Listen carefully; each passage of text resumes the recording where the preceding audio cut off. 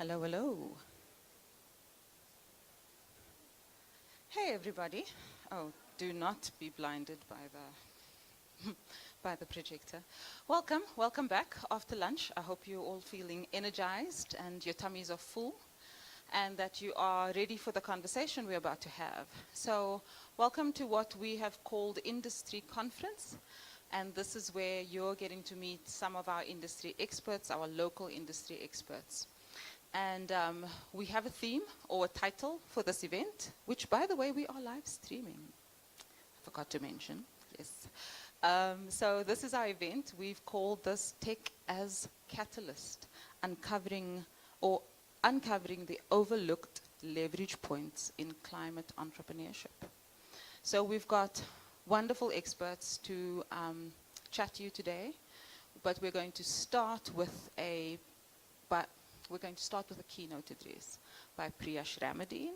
He's one of our winners from one of the programs that we've run at Simulachong Innovation Precinct. And he's going to chat to you a little bit about his journey. After that, we'll take a short technical break and set up for the panel discussion.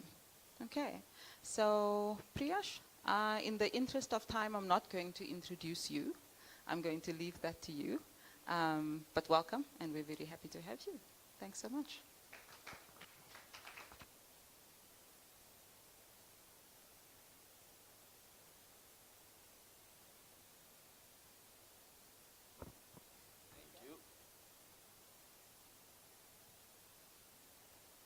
Nat, someone is going to time me, right? Someone will shut me down. Wow, cool. My name is Priyash. I'm the co-founder of the Awareness Company. I'm also an engineer. I'm also very passionate about impact. And I'm like really, really proud, and it's quite an honor to be able to give this keynote and just give you some insight into my story and my journey throughout the Awareness Company and my previous work, doing a lot of impactful work using data, AI, and technology. And that's really my focus in here. So again, let me just find a place to put this water. So I want to start off by telling you guys a small story. And so I worked in defense for many, many, many years, doing research and development. And it was the intersection. It wasn't a university. It was a state-owned agency, so in the middle between university and industry itself. And you might be thinking, what does defense got to do with impact? Right? And so for many years, I used to go out into the field with military and defense while they're doing live fire exercises, and we would create experiments and test out in the field. And it was very exciting, and it was very different. So I worked in an environment where I could experiment with a team day by day, month by month, and try out new things. And during the course of doing all of that work,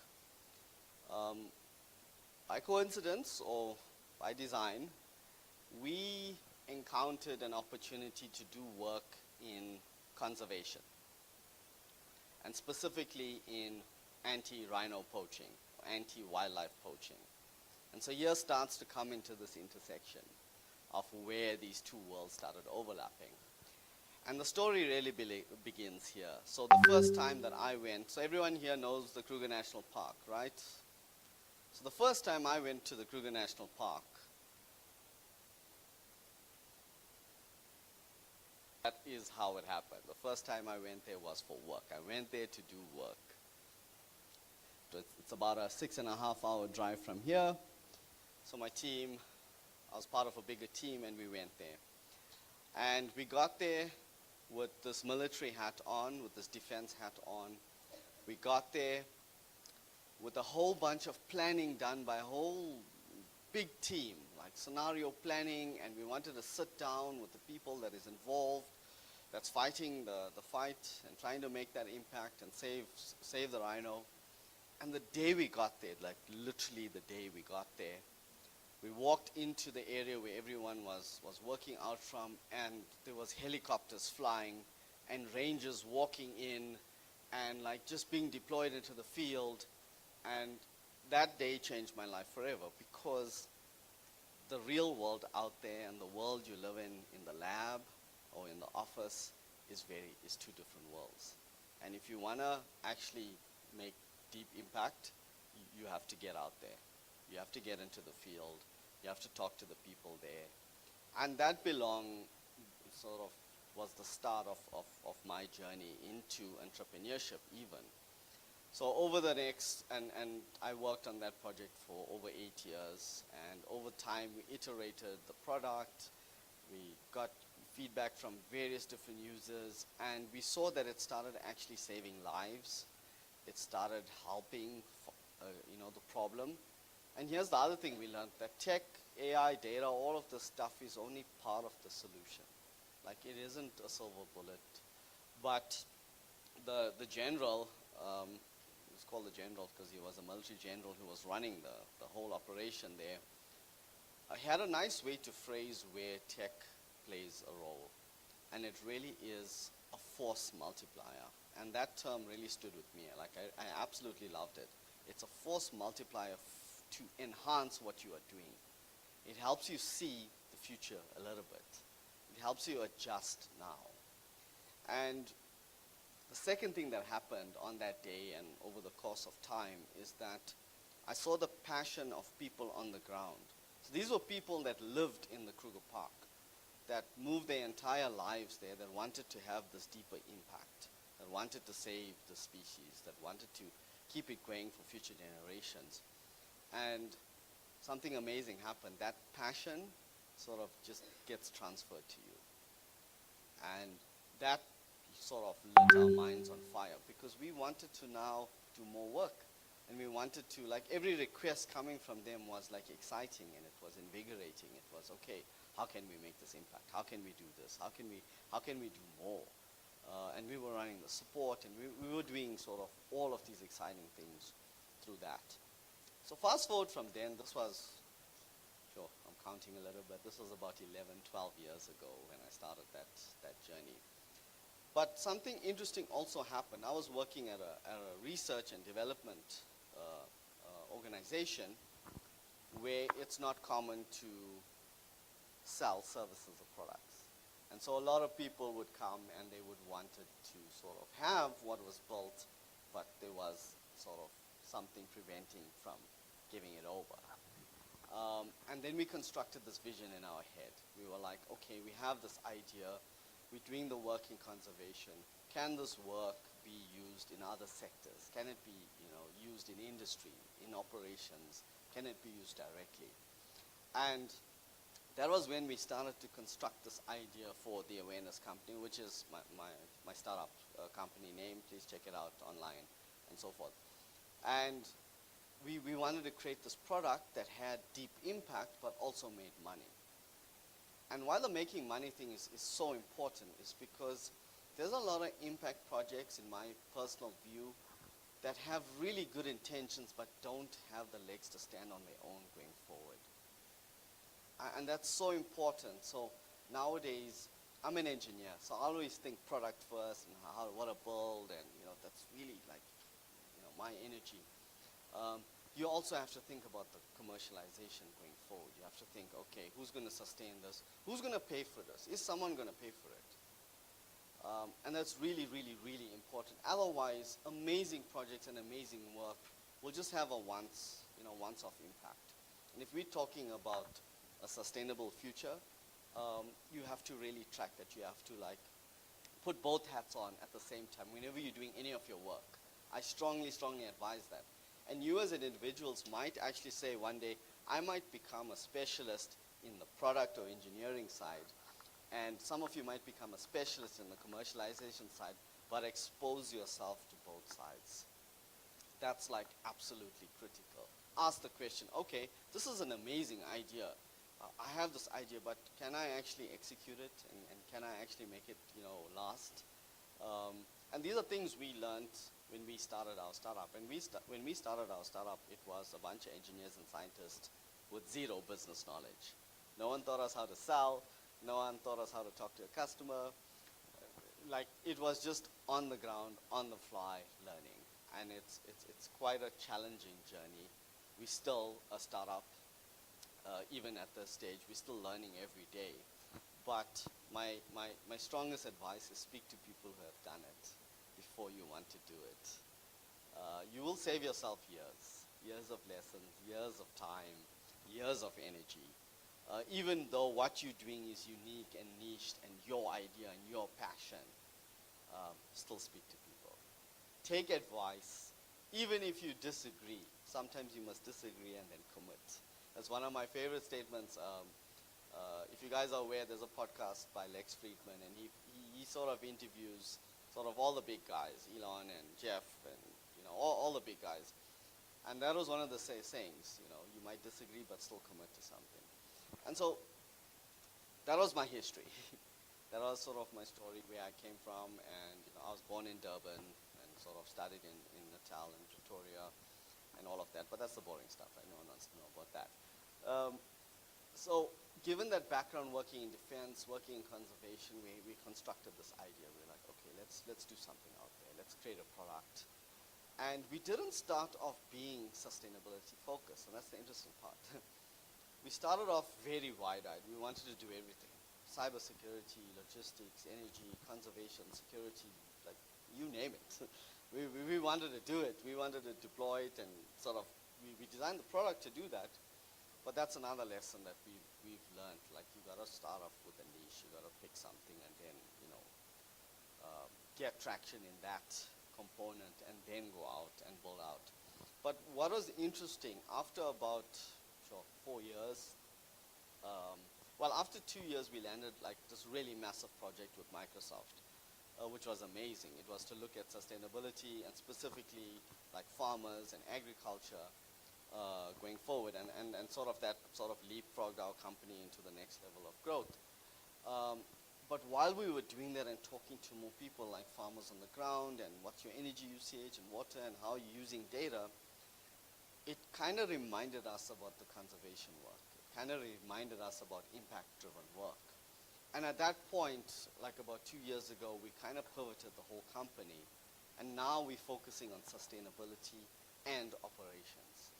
And so that's the gap that we found in our journey. So you have to iterate and you have to change and you have to adapt to what you're seeing in the market. And it's an extremely beautiful thing when that sort of hits you and you're like, oh, okay, wait, we actually left our jobs to start the awareness company because we wanted to, create impact but also make money.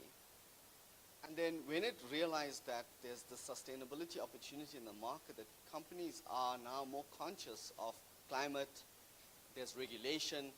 I was in London 3 weeks ago, and their compliance is a completely different scenario. The companies have to be energy efficient. They have to do certain level of compliance, and you'll hear these buzzwords, ESG. ESG is not a buzzword, but it's kind of a buzzword. And different compliance metrics that come into place.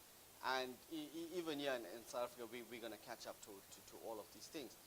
And so when we saw the opportunity to start playing in that role, but not only sustainability, what about the guy on the ground that's using the data and the technology? His job is to optimize. His job is to make sure tasks are done. His job is to be efficient. So suddenly we landed ourselves as being the intersection between sustainability and operations. And then we're creating our product that's targeting on that one. And so, the lessons that have come out of these years was like immense in doing that. And I repeat this, we're a startup, we're still learning lessons every day. And I think even companies who are $100 million, billions of dollars, are still learning lessons. It's kind of like an ego thing sometimes. You kind of, I know this, I've worked with this for 10 years. You don't actually know everything. It's one of the hardest things that you have to internalize, and you have to say, okay, I don't know everything. And so now what's getting really, really, really exciting is this whole AI. And I know we're going to talk about this more on the panel. And like what's hype, what's not hype. But before we go into AI, like we're a data and AI company first and foremost. And the way we do things for data and AI is targeted for sustainability and operations. And the data is the critical part. First, if you overlook that, now, I've been exposed to a lot of sustainability companies, climate tech companies. And one of my big observations is the data part is kind of left to the side. You kind of want to do that later, and it's like, it's this administrative burden. Someone is asking me to fill in the spreadsheet, and why do I want to do that? How many of you in the audience work with data, even if it's a spreadsheet, even in your curriculum? How many of you expose yourself to data tools or AI tools out there at the moment, even in your normal curriculum? So like in a year's time, I want to see everyone like just jump out and say, I want to do this. But the sentiment is acknowledged. The awareness company's mission is to make data joyful and easy to use for organizations and business. That's the mission that we have undertook. Because when you hear the word data, you don't get excited. Right? It's like, what is this boring thing that you're lumping me into? But the underlying power of it is what will get us excited. Everyone puts this to the side. It's just a report, something I need to do, a checkbox. And what we've seen and what we're trying to uncover in a product way is to educate people about the real power and potential of utilizing data itself. So you got to combine this digital world with the physical world. So that is a picture of, I'm in the middle there, my hair was just a bit different. Those were two of my colleagues in there. You have to get out there and get dirty. Sometimes that means jumping on a pipe that you don't know what is going on. I don't encourage non-safe behavior. But sometimes you got to get out there, you got to get dirty. You got to put this thing up in the field, and then you got to connect it up into your digital world, and then you got to work with it, see what comes out, talk to the customers. It's quite exciting. So I encourage data, data, data. Read up about data, understand what tools out there, start playing around. And you can apply to anything at all. I love to use the simple example. Everyone's aware of load shedding, right? Yeah? When we had load shedding, I didn't know like how much watt hours my monitor and my phone and my fridge, all of that took. But I'm like, I need to work, so I need to buy something to power my laptop and my screen and my phone and my TV and whatever. And so I bought a little thing that recorded that data, and then I knew what to buy. Otherwise, you just go buy something that's too expensive or not buy anything at all. So the data will influence your decision, and it's critical. It's absolutely critical. So talking now from data to AI.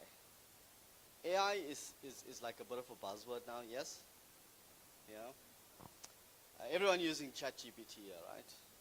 Yeah. I mean, if someone said no, I'd be mildly concerned. or whichever tool you're using, right? But AI for sustainability is early. It's early. It isn't the core focus. We're not talking about it enough. We're not seeing enough outputs from AI on the sustainability side. And I think there's a real big opportunity to tailor it and to leverage it for climate and for sustainability. How that's going to happen, it can be in so many different ways. Across energy, water, waste, climate, carbon, people itself. And at the Awareness Company, we're looking at all pieces of this. But we like to work with companies that are also on the ground, doing the physical work in there. And we make their lives easier going forward. So AI, it is a bit of a hype. I think it's underutilized in the sustainability and climate sector. Personally, I would like to see things like data and AI in the curriculums of things. So it's not something that's an afterthought. It's not something that you have to sort of learn by yourself. Bring that into the organization. It should be part and parcel of what you're doing. If you're doing waste management, it should be default part of your operations. Why? Because it's going to save you so much of time. It's going to reduce your burden, and it's going to show and prove the work you're doing. Because the thing about impact work, sometimes it's kind of invisible. You would do this, and like, how do you prove it? How do you show everyone? How do you tell your impact story? And what we found is when you start having data across that value chain, you can tell an amazing story. And amazing stories is what people want to hear. It's what people want to fund. And you got to have that as well. So I really, really encourage everyone to bring that tech into your life. And nowadays it's easy to learn, easier to learn, sorry. Not easy, easier. Learn about data, learn about AI, look around, and bring that into the world. So, yeah, like I said, this is a picture of me in the field.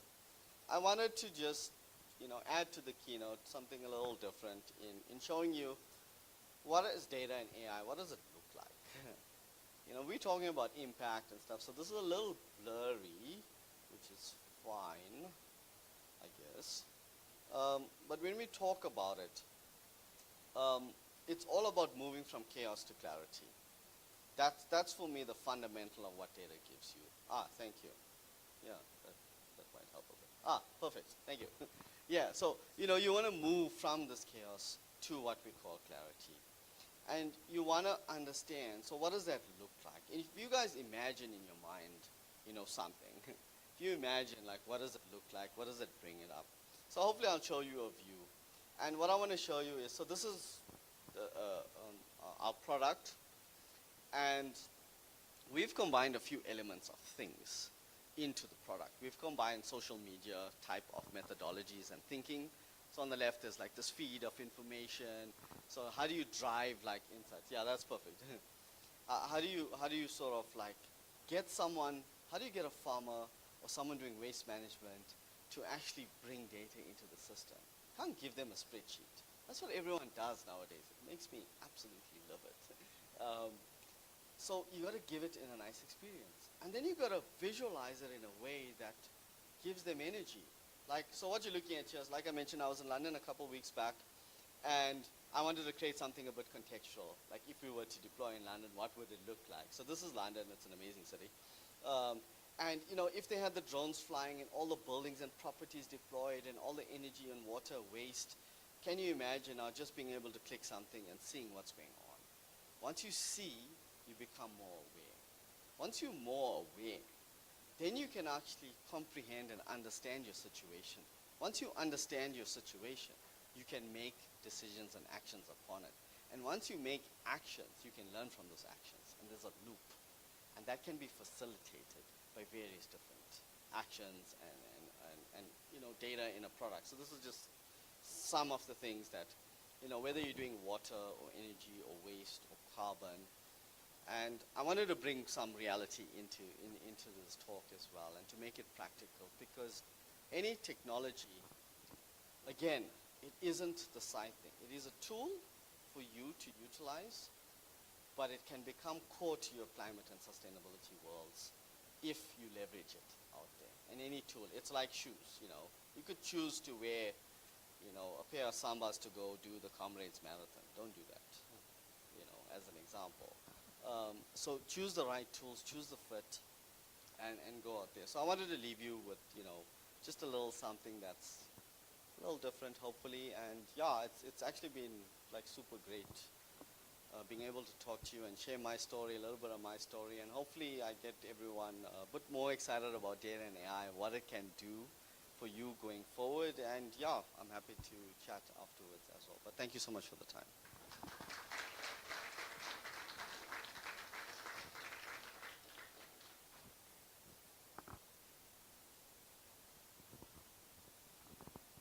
Fantastic. Thank you, Priyash. Thanks so much for your time. Can we have another round of applause for Priyash Ramadin? Oh, he wants to take a selfie with everyone. Okay. All right. Selfie coming up. Perfect. Okay. So we're going to take a short commercial break because we need to set up for our panel discussion. So if you need to get a little more comfortable in your seat, you'll have a couple of minutes to do that. So yeah, give us 2 minutes and then we'll kick off with the next round.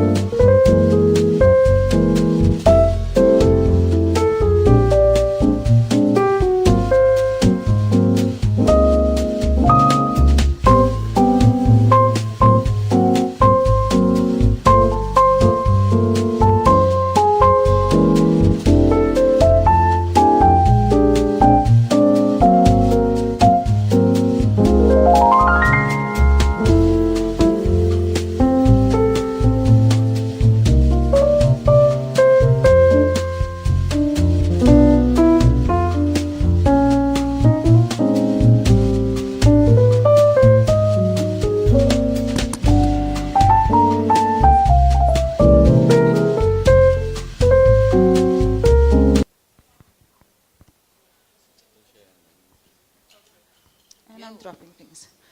Okay, let's do this. Coolio.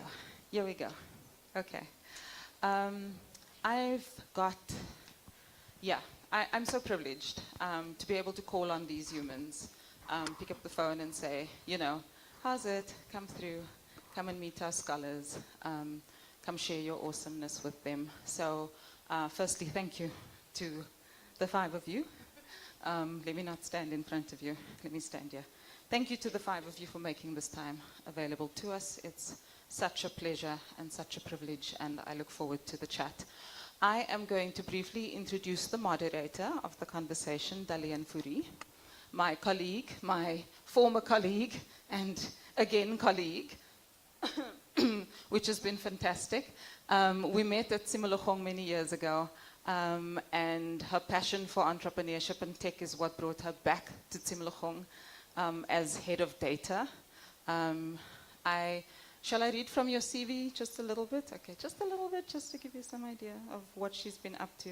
Okay, so Dalian has a Bachelor of Science in Architecture from UP. Where are the techies in the house? Are they here? Yes, give us a clap. She then went on to do her postgraduate diploma in business administration from Gibbs. Then she went on to do her MBA at UCT. Then she started a master's in data science, but then she left that to go and be the COO of another company. And as I said, she then came back to Simulogong to work as chief of data. But her passion for data, her passion for numbers, her passion for entrepreneurs and for tech are just a few of the things that make her an awesome human being. And I'm so privileged to introduce her to you.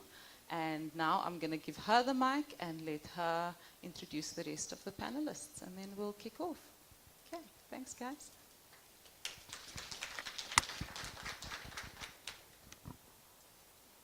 Hi, everyone, and thank you, Natalie, for that very generous introduction. I'm very excited to be here. One of the reasons being that myself, Natalie, and the data analyst on my team, we just completed a report on the last cohort. So I'm very excited to see what comes out of this cohort. And Natalie, can we share the last report with them? Yeah. So I'm very excited to see what comes out of this cohort. Okay, but let me not dwell on data things. Let's get this panel kicked off. I've been looking at the just bios of our panel. Please tell me if this is too close. It feels like I'm echoing. Oh, sure, bring it closer. Okay. And you've got a great panel here today. Everyone's done really exciting things. So I want to start by asking them to introduce themselves, but I do have some questions prepared to just guide the introductions. So I'm going to start from my left with Tusong. And these are the general questions. Please tell us about yourself and about your current venture or organization and how it's involved in climate and or sustainability work. And then I want to follow up with what is your why? What drew you to climate and or sustainability work? I'm happy to repeat those.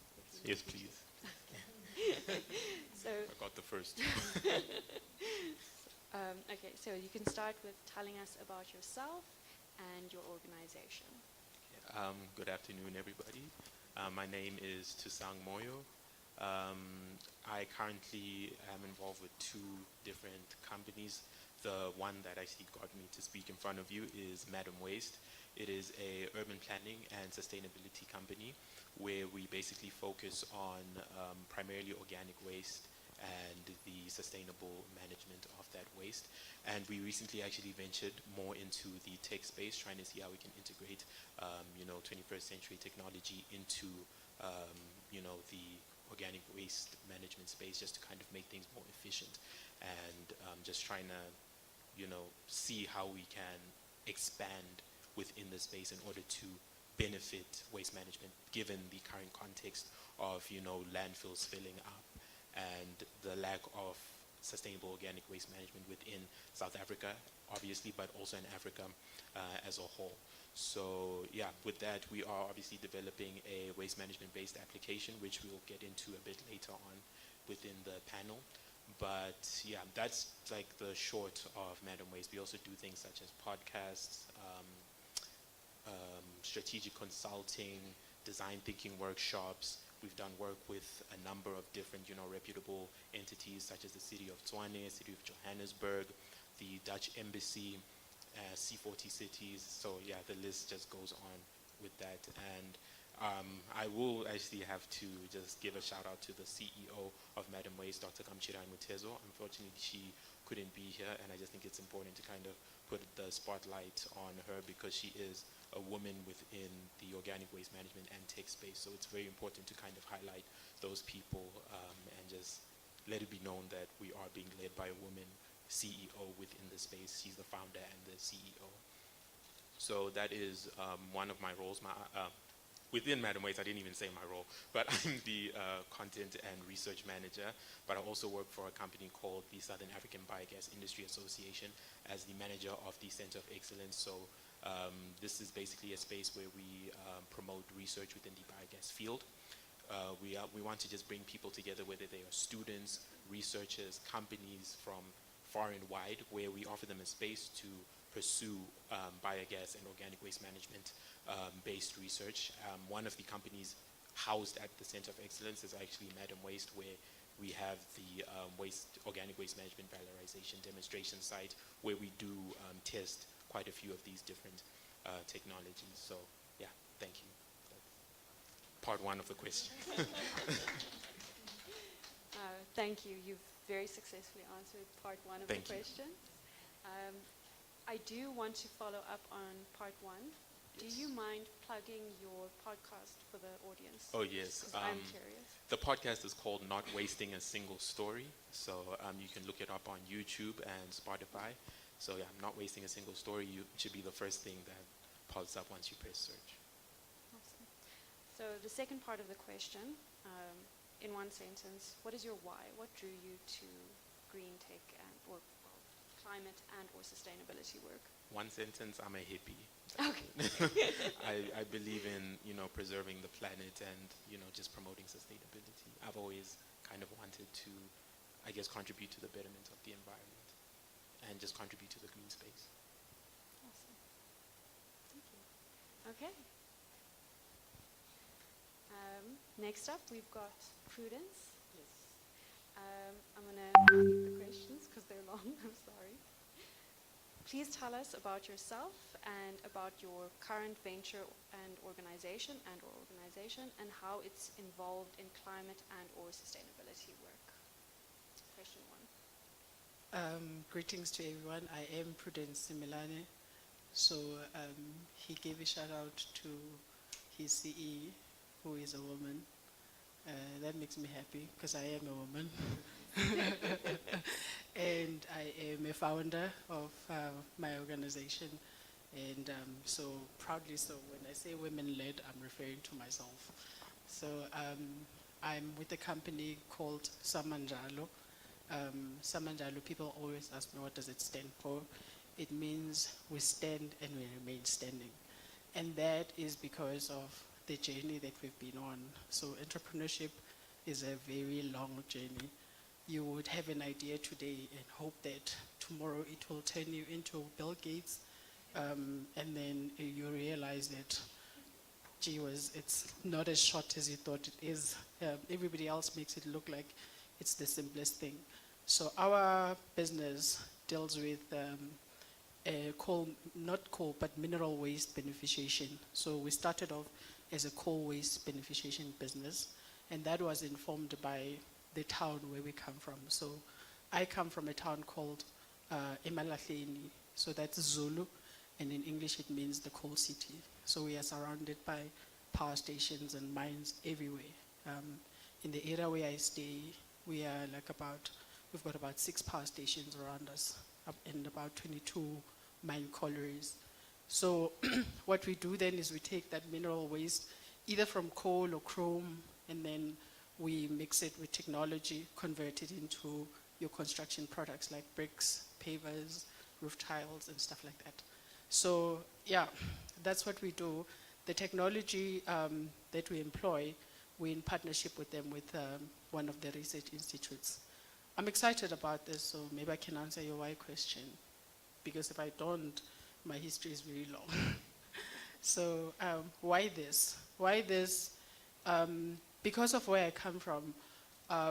You know, when you come from those type of cities where people are always saying to you, do you guys have television where you stay? And you're like, we are all in South Africa, we all have TVs. And they ask silly questions as if we're not in the same town. So it's one of those. So when it comes to improvement in technology, we are always seen as the last people to ever catch on. You know, someone will even ask you whether you actually have internet. Does the Wi-Fi work?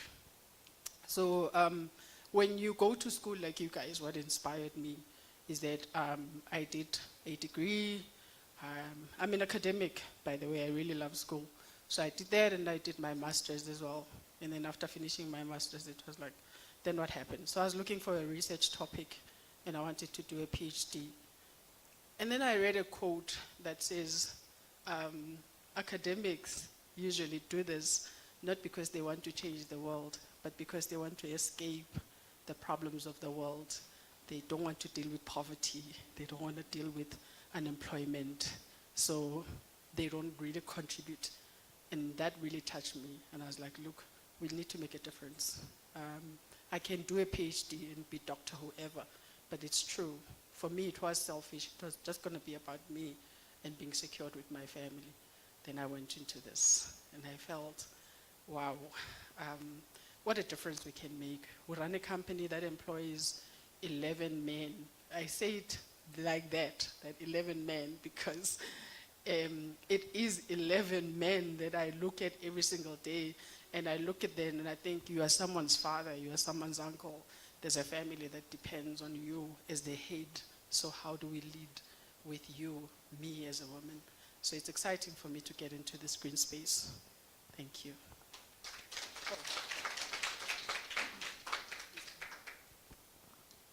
Thank you, Prudence. That was the longest and most inspiring sentence. Yeah.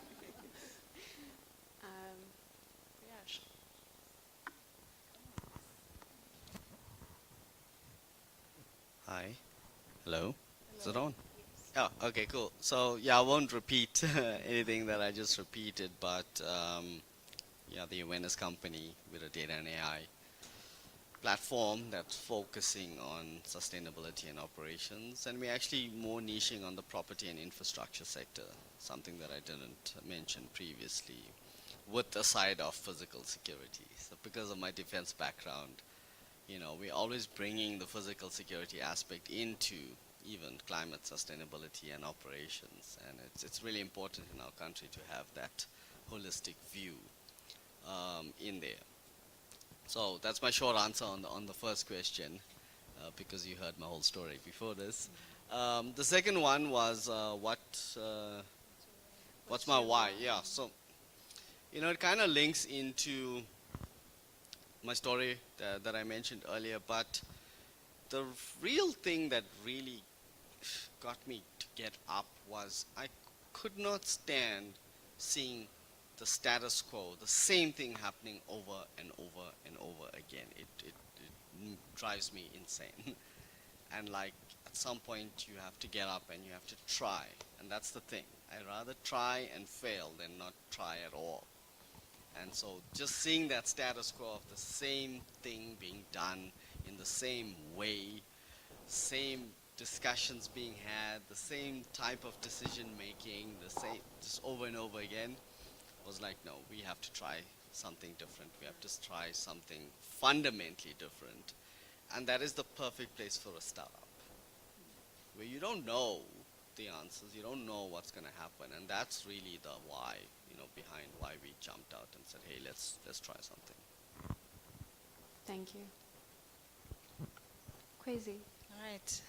Good afternoon, everybody. My name is Kwezi Kanenda.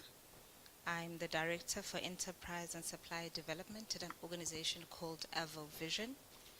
We're a social impact organization And our key reason for existence is to support or contribute to sustainable communities. And there are two central foci in terms of how we do this. So the first one is capacity development. So we believe that if you empower people, or at least give them information, you then start their journey of making the right decisions that help them live better lives. So we do skills development programs in a whole range of topics, financial education, environmental awareness, investments, all sorts of things. And then the other part of it is that you also need to support people to be self-sustaining.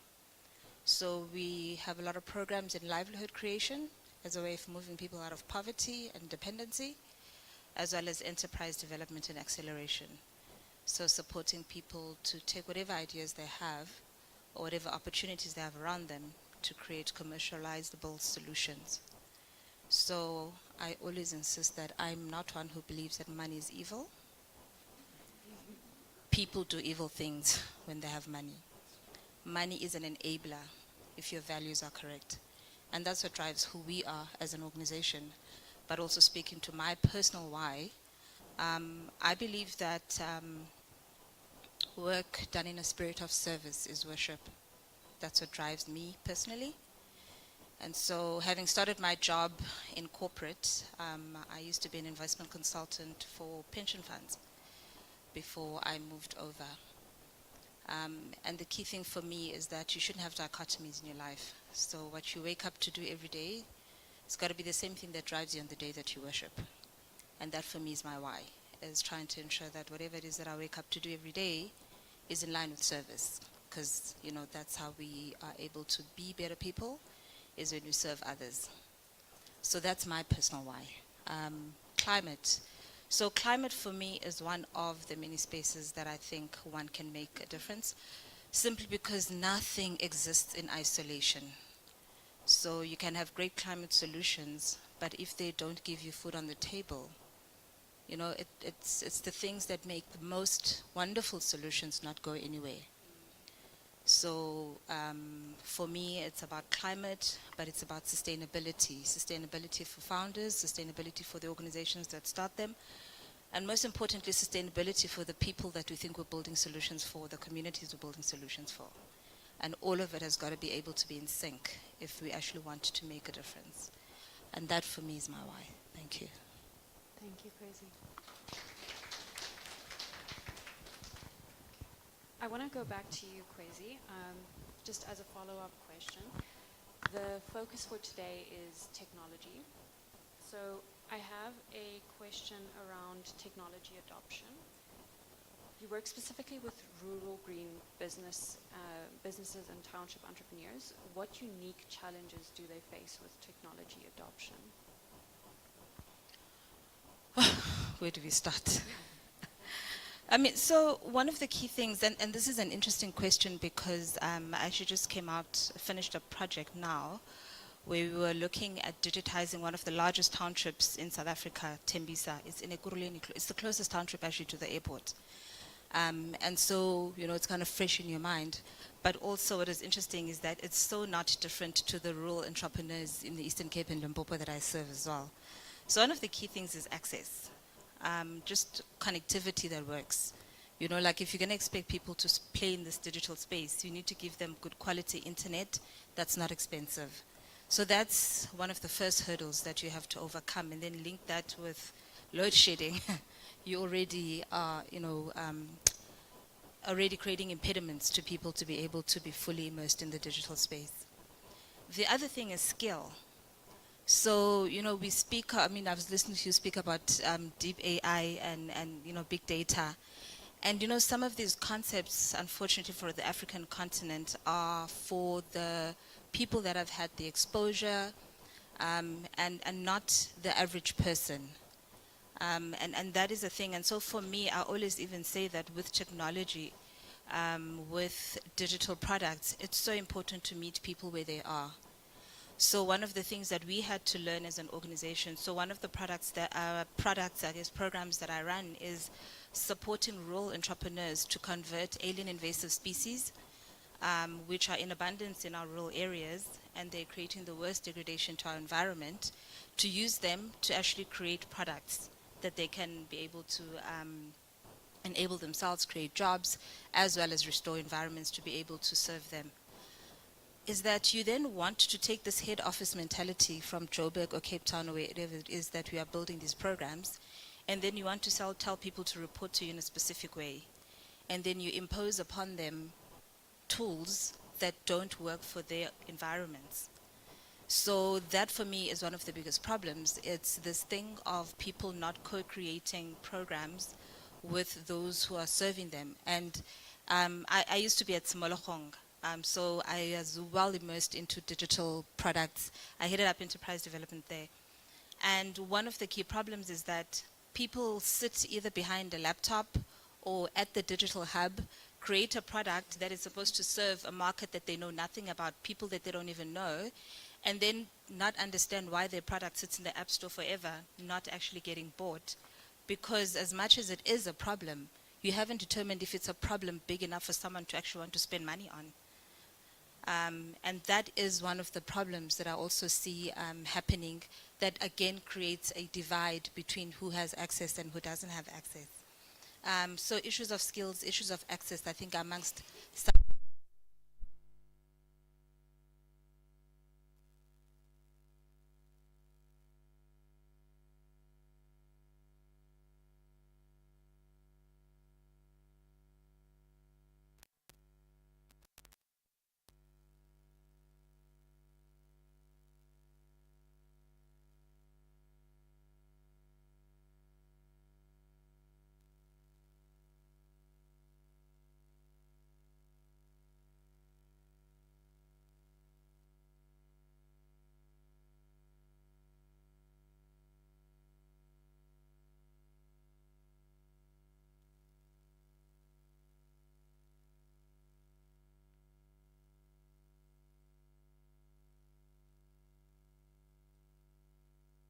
product is, it's not, according to their realities,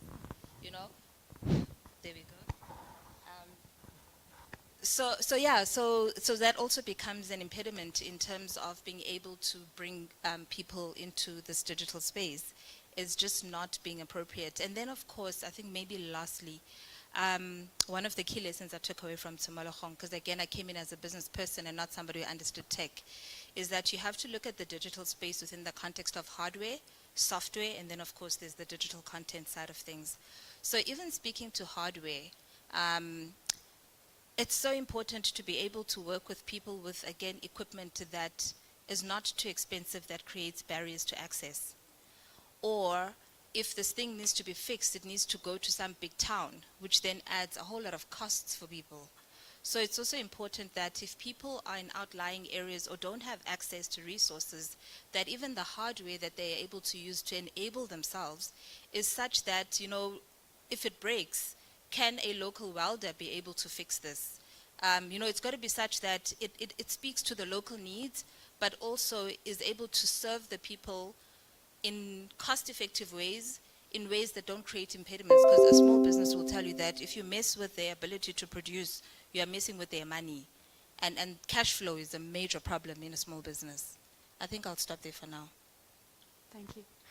No, that was a fantastic answer. Thank you, Lizzie. You've touched on something that came up we did surveys with the students on both cohorts, and a question that came up, or a response that came up in the last cohort was this, there's a tendency around, with a lot of the data around funding, whether it be a request for support in funding or whether it be queries about funding. And Prudence, based on your bio, you've won multiple pitch competitions. What do you think investors are looking for in climate ventures today? Look, you're right. I was saying to someone, I'm all pitched out right now. If I were to go for another pitch competition, I don't know. Because it's important also that you understand what are they looking for to begin with. Because you can speak to the environmental impact that your business is bringing, and only to find that for that audience that you've gone to present to, they're not interested in that. They're giving you 90 seconds to just tell them how you're going to use the money, right? Those kind of things. So you have to customize your ask such that it's relevant. So it's important for you to first do your own research and find out what is it that they're looking for, what are they interested in. There's another pitch competition I went to. It's in part of the list that I'm sharing with you. And I spoke from my heart, talking about how important this work that we're doing is and how the communities benefit from it. And then it was like, is that all? So is there anything else you want to tell us? And I sat there and I'm thinking, what did I miss, right? So it's very important that you first understand what the audience is looking for. You prepare accordingly. And if it's about the detail about the technology, then, be as specific to that. It's about how it's going to create impact. Then be specific to that, because otherwise you're going to lose it. The nice thing I've seen is that they do give you some sort of a guideline of, in this 20 minutes, which is the longest. So in these 5 minutes, these 3 minutes that we're giving you, what is it that we want to hear? So then you do that, you speak to that. But generally, a lot of funders, what they're looking for, obviously, is return on investment, okay? So when are you seeing this coming through? How much do you think this is going to cost? So you got to know your numbers. How many people do you think this is going to impact on? How many people do you think you're going to employ? There's one that I really did not like, and it's very popular. I did not like that, where they give very little money. So that's the other thing that I look at. They give very little money, which was 10,000, and they wanted you to know how many people will you be employing after this 10,000 has been given to you. Like, guys, can't even buy cement with the 10,000. Now you want me to employ people, and they've got these KPIs. They want you to do this. Yeah, so you have to do that. You have to look at it. Look at it, how much is it? How much effort do they want? How much time do they want you to spend? Because you're going to say something that they're just not interested in. Those guys were not interested in the tech. They just wanted to know whether, if I give you 1,000 rands today, will you employ 3 people? And that's all that they wanted to know. Thank you. Okay, something that you brought up that is also important, I think, in this entrepreneurial journey is product market fit. Susang, you've developed an organic waste management app. The question that I want to focus on here is, what problem were you solving that existing solutions missed?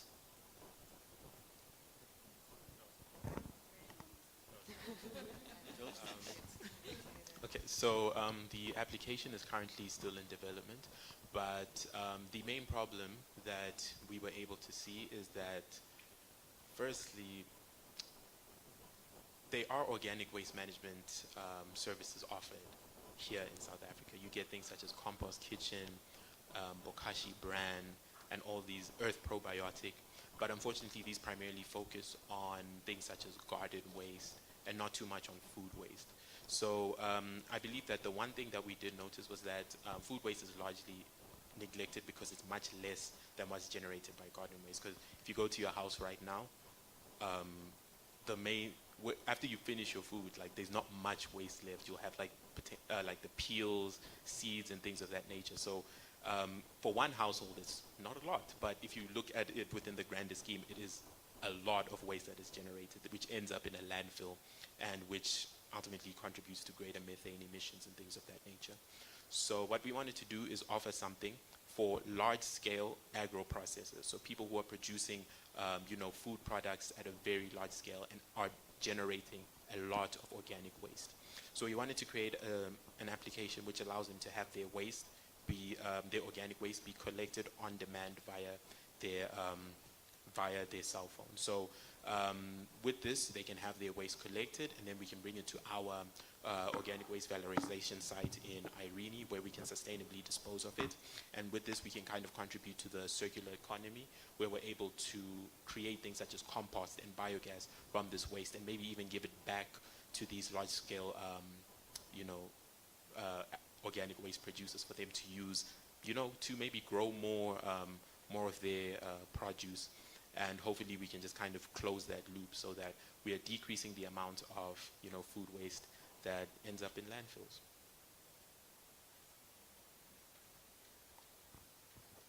I was listening. I was just getting some water. Thank you for that. Okay, Priyash, I've been avoiding you because you've spoken a lot previously, but now it's your turn. Just give me a second to get my question ready. Where are we? I had a specific question for you. Okay, here we go. So just tying back to the question of product market fit, what's your take on the role of data in shaping business models in this space? So I'll try not to speak for 2 hours. No. Sorry, I was teasing. Yeah. No, look, the data role for business model. So just maybe a little bit of an explainer. Each business has its own data or its own unique things that it does. Right? That's really important to understand on their side.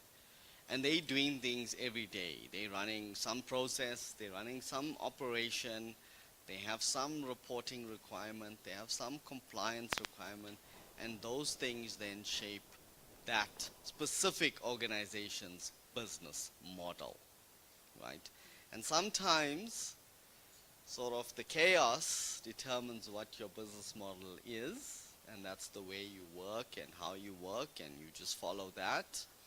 And sometimes the data then informs how you work in there. Now you want to go to the latter, because what happens then is whatever you have in there, you'll construct it and then create some output. So tell me if it's familiar. There's a spreadsheet here with some data. There's another Word document. There's a wad of PDFs. There's 300 WhatsApp groups with a whole bunch of data in there.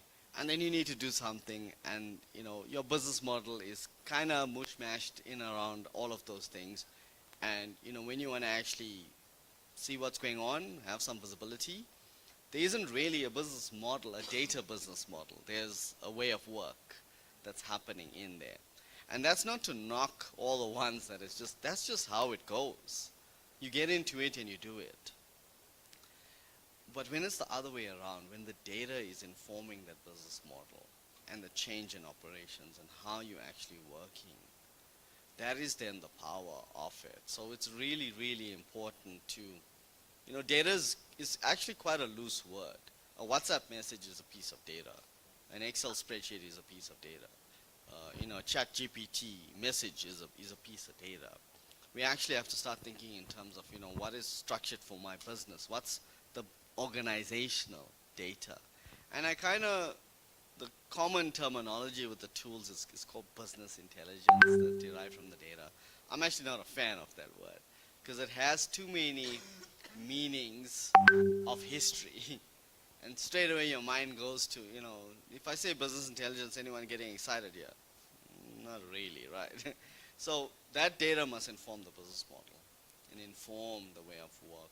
But you have to put a lot of effort into that in there. And sometimes it's not a matter of reinventing the wheel. It's about leveraging what's out there, especially nowadays, especially today. There's a lot that can be leveraged and pieced together. And I really like what Kwesi said earlier, the learning curve is actually quite high out there. You can't just expect someone to know what you know in your mind just because you're using this product or tool. It really doesn't work that way. So what's exciting about today is there's newer tools to sort of decrease that learning technical barrier. I just want to work with something, create something for me just so I can work with it at the moment. Thank you. I see a lot of the panel nodding their heads. Can I get some comments? So I'm always taken to, I think when I did IS more than 20 years ago, and I didn't finish because I didn't like it, and it wasn't my major, so I didn't have to put myself through that pain. But one of the things I took away was you then have data, and when you organize it, it becomes information, and then it starts becoming useful. And so I think that for me is something that one needs to be able to navigate, is because when it comes to data, you really need to be, you know, when you eat meat, you take the meat and you throw away the bones, right?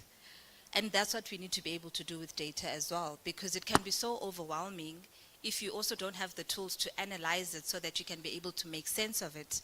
And then the next step is then applying it in your own context, because context is also key.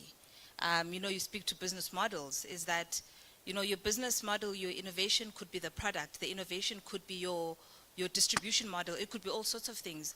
You've got to be able to look at your context. You know, speaking about ChatGPT, just this morning, I was making a late submission for an abstract for a conference I need to speak at, an environmental conference later in the year. And so I wrote in my Model C English, and then I thought, let's ChatGPT it for good English. And I tried to give it the instructions. What it gave me was like not what I was trying to say, because what was lacking was context. You know, and so for me, and I think, you know, as we traverse this data world, because the tools are there and they're supposed to enable it, enable us, enable our products, but you also need to invest in the process and the mindsets and the people and the skills to make that data work for the context, so that you can sift through the bones, sift through the nonsense, in order to get to what you need to get to. And I think another aspect of it is also the discomfort with what we're learning. So what happens a lot with entrepreneurs is that you have a bright idea, and then I'm sure in all the work you guys have been doing, you need to go out, right, and test whether or not your idea or your thought is viable. And then you get the opposite of everything that you thought you knew about this, all your assumptions getting kicked out. It is the most uncomfortable position to be in, you know? And that's the key thing about data, is that you've got to, if you're going to engage data, you also need to be willing to be uncomfortable with what's coming out, because it's what's going to take what you thought was that direction into that direction. And if you're committed to the vision, you've got to be aware that, you know, the pathway to the vision might not what I thought it can be. And so that's why I always say you see so many fancy products that can be fixed by a WhatsApp functionality. And it is the hardest thing for a startup founder to swallow that, you know, that there's no innovation here. You can do this with WhatsApp, for example. And that discomfort is something that anyone's got to be able to have the comfort to navigate as well. Do either of you want to comment? I don't have much to add to what Kwesi said, but I would like to actually echo that same sentiment regarding context and data, and just kind of having to take out what's most important, and particularly linking that to AI. So I do believe that there's a very large part of me that thinks that AI is a very, very, very valuable tool when assessing data, interpreting data. But I do think it's also important for people to know how to, I guess, interpret this data away from AI as well. I don't know if that's blasphemous to say. I think that's a skill that people need to know even when you're away from AI. And that's what I think Kwesi was somewhat highlighting when you say the context. I think that's kind of like the more human aspect to being able to, I guess, interpret data. Because at the end of the day, it's still a computer that's going to be doing the interpretation. And I feel like you can obviously continuously add to that data by saying, you know, what you want. But I think that sometimes it's good to have that baseline skill. How do you interpret data? How do you look at a spreadsheet? So you're able to actually communicate properly with the AI to extract exactly what you need. So, yeah. So for me, I'd like to speak about it from a commercial point of view, because that's where we at as the business, and I want to give a practical example. So what you're saying about data, when it's well collected, it will give you information to make a decision. When we started, we were very happy to produce like a truckload of bricks, right? This is like in 250 pallets, and excited. And the customer that we were producing for, we spoke about price, and they were okay with the price. And then they put a spin in the works, and they said, does that price include delivery? And I'm like, Aibo, are you not bringing your own truck?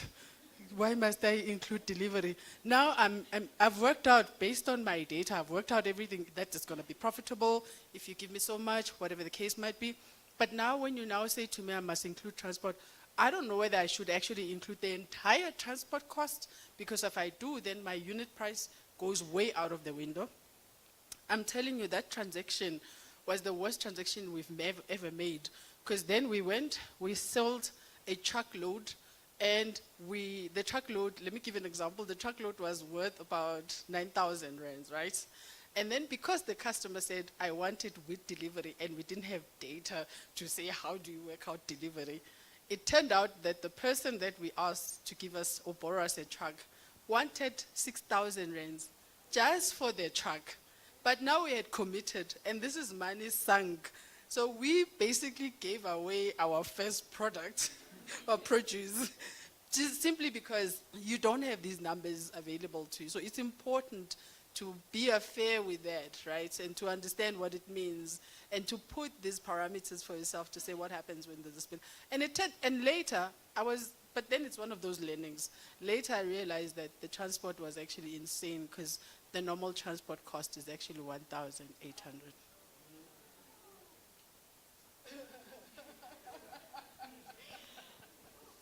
I'm so sorry, that happened to me with Facebook Marketplace. So, not the same, but I feel your pain. Priyash, I see you lifting the mic. Do you have a comment? No, okay. So I don't want to stay on the data subject for too long, but maybe a couple of things that came out of what the panel mentioned that I think is very interesting for the journeys that you guys are about to take and any of the panelists, I welcome any answers. What are the questions to ask when you've got your data? Maybe even before that, Priyash spoke about this when he did his presentation, is how to collect data. There's many different ways of doing this, but what are hacks to getting access to data, who to speak to for data. So let's start in order. Data collection, any tips for the audience? What are the questions to ask your data? I had a professor who always said, there's no such thing as an innocent number. It can be twisted and turned to help you believe anything that you want to believe. And that leads me to my final question is, when is something anecdotal? Kwezi, I think you know that just from our experience together at Simolofong, a lot of startups base their entire idea on anecdotal evidence. My cousin and my friend and I have this experience, so it must be true. So I think all three of these questions tie into similar ideas, but happy for the panel to unpack it as separate responses. Okay, I'll start with the first one, like the data collection aspect. And I'll lean on Kwezi as well. When she said you got to meet sort of the people where they are.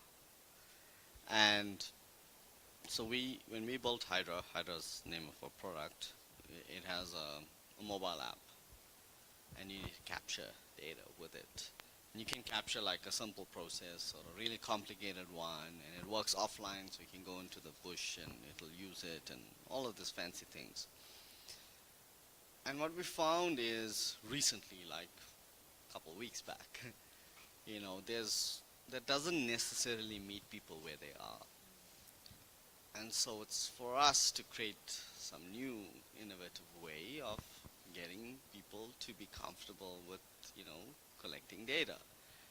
And so now we're leveraging AI and we're leveraging WhatsApp, and we're going to drop like an AI thing in a WhatsApp group, and people can just carry on their chats and we'll extract it from there. Right? That's one way of meeting people where they are, because everyone uses WhatsApp. And now WhatsApp is getting very businessy, transactional wise. So it's going to be awesome, like going forward. But say you want to now do like a climate assessment on a field that's going forward. And that relates to some compliance that needs to, these things need to be checked. Then the opposite happens. WhatsApp could be the worst tool for that, because you need to facilitate a certain process and in a specific way, and this very specific information with these specific pictures at this angle, at this temperature measurement, at this humidity, at all of that. So you have to leverage the tool for the purpose, and there's no one size fits all answer for data collection. I think it's a big mistake people make. No, apps are dead, use this, and that's the wrong conversation to have. You have to understand what's there in the field. The other thing with data collection is, that's the human side. Nowadays there's devices and sensors that can stream your data for you in an automated way, and we're doing a lot of that work. We like to combine human data collection with sensor and device data collection. So I can go out and instead of putting something in the soil, pulling it out in the traditional way, putting a standard bucket to measure the rainfall, the sensors you can do, soil moisture sensors, light intensity, weather, energy, water, cameras, drones, a whole bunch of stuff. So when you think about data collection, just zoom out a little bit, because then you'll see the options are actually much broader than the way I've been doing it. And yes, you can collect with the spreadsheet as well. You can, it's fine. I rather tell people, we'd rather be collecting the data with the tools than doing nothing on there. Just on your second point, one of my contrarian views is that data is only a percentage of the truth, and only will ever be a percentage of the truth. Because it really depends on what you have and what you've collected, and how much, do you take a reading once a day? It's only going to be a percentage of the truth. If you take a reading every minute, maybe it will be a bit closer to the truth, to the actual truth. So you have to take it that way as well. It's these tools and AI and all of these things is for us humans to become better. It should make us more intelligent. It should speed up our time to insight. That's what it's there for. Yes, it will replace a few jobs out there, or maybe a lot of jobs out there, but then it brings a next level of opportunity to enhance us as people, as humans as well. That's what it should be doing for us. Thank you.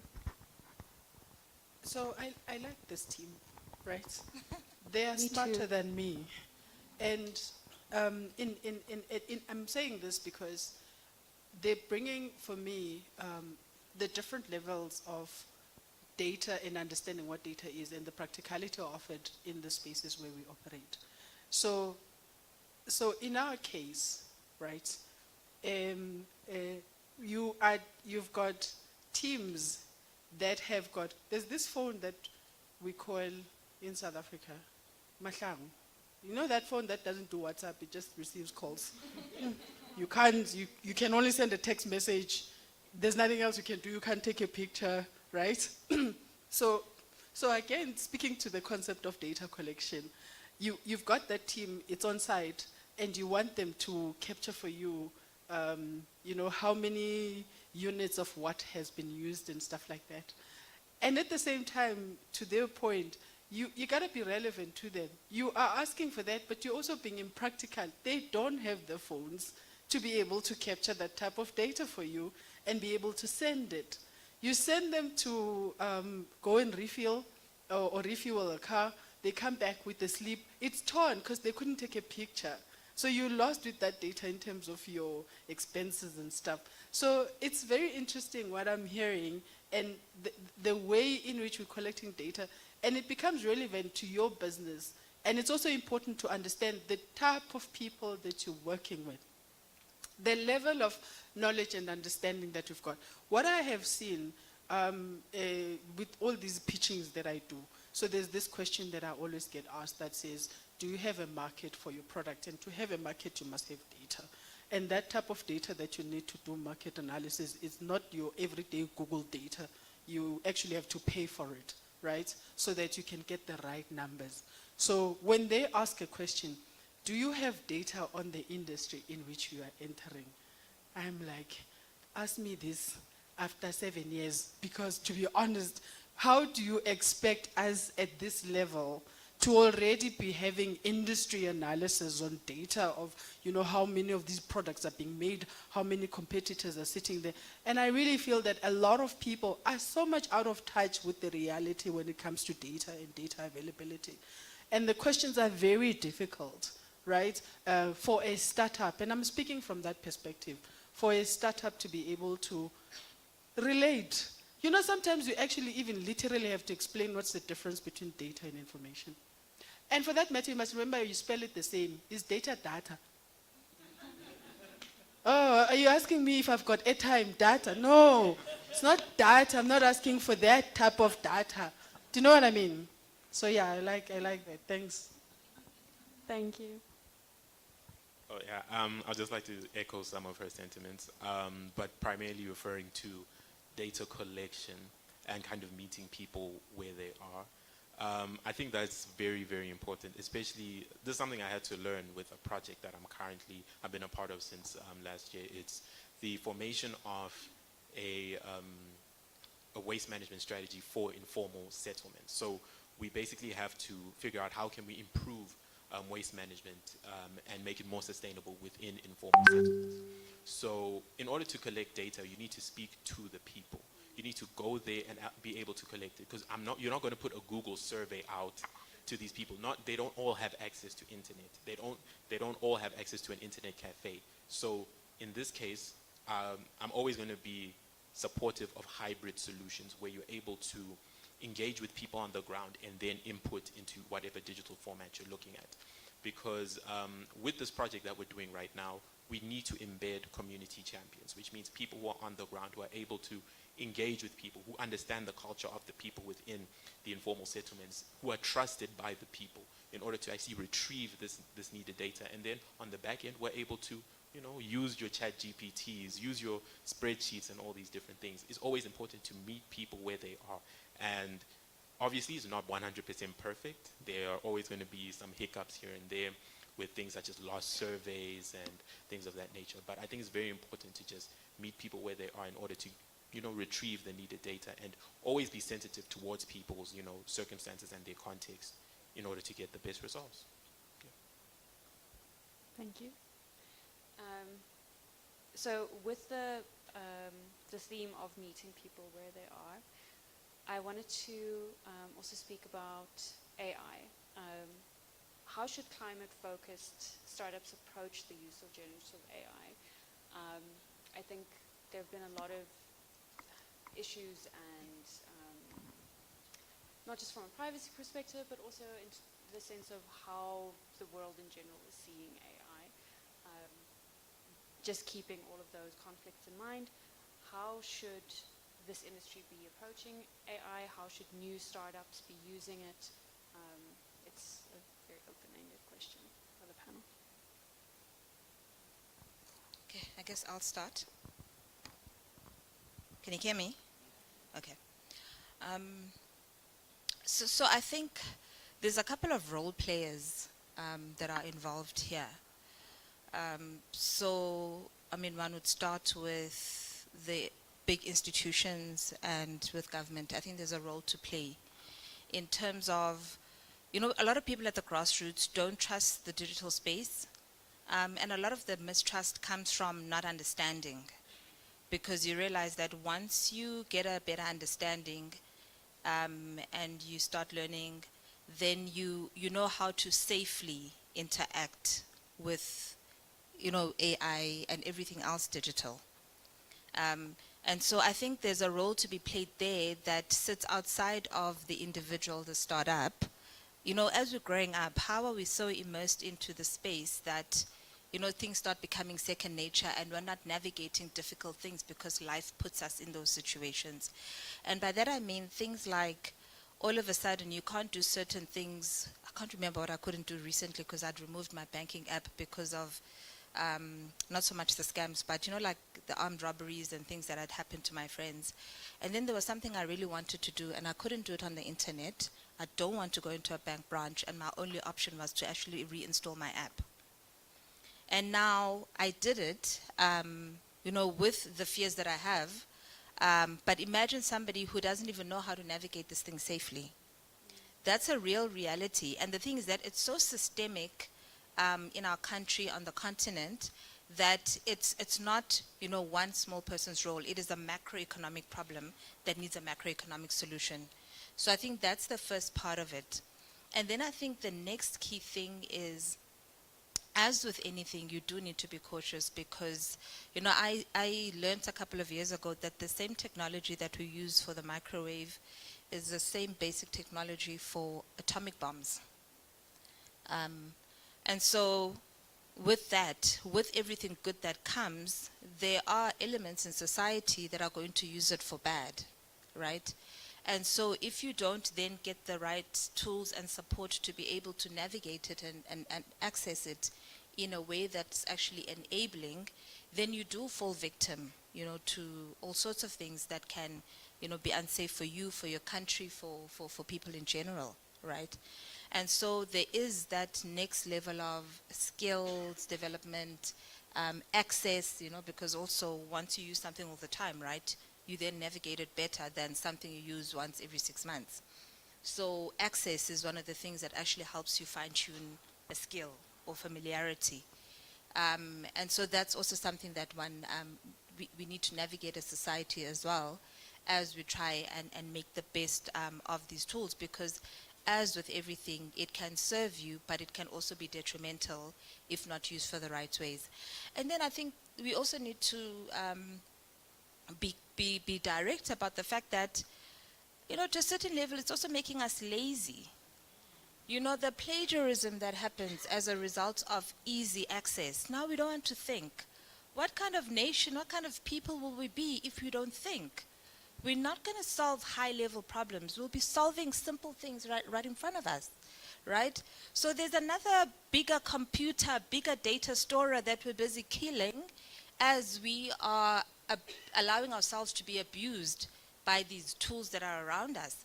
And I like what you said, and I'm happy that you referred to these as tools. Tools are used to do something that you knew you had to do already. And what you were saying, because I believe that digital is really there to accelerate or scale what you can do at a local level, right? So if your market was only local, a digital platform allows you to have an international market. If you were putting things in a spreadsheet like someone doesn't like, a digital tool or an app or something else can help you do things a lot faster, a lot more efficiently with less mistakes. And that's great. But if you don't develop the right habits, you probably won't be able to use that tool for the right purpose and won't get the best outcomes of it.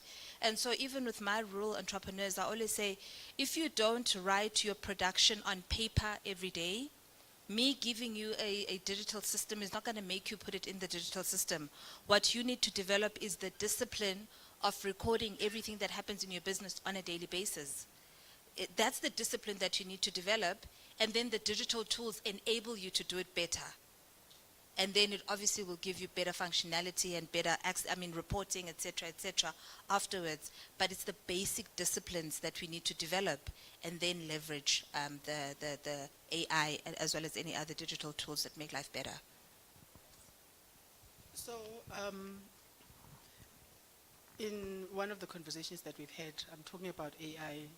The guys can do excellent things, like they do amazing presentations, and they can sell ice to an Eskimo, really, with AI. One of the gentlemen said to me, we hear what you are saying you're doing, we'd like to come and see it physically. And I was like, why do you want to come? And he says, that's because we have realized how smart people can be. And they can tell you that they've got this beautiful setup business running, and only to find that they're actually running it from the from the boot of their cars. There isn't even an office. Why? Because AI enables you to do that. You can even model yourself walking in these buildings as if you're alive. So, so to her point, you gotta be smart how you're using it. And your motives have got to be clear, because they can get you a lot of money.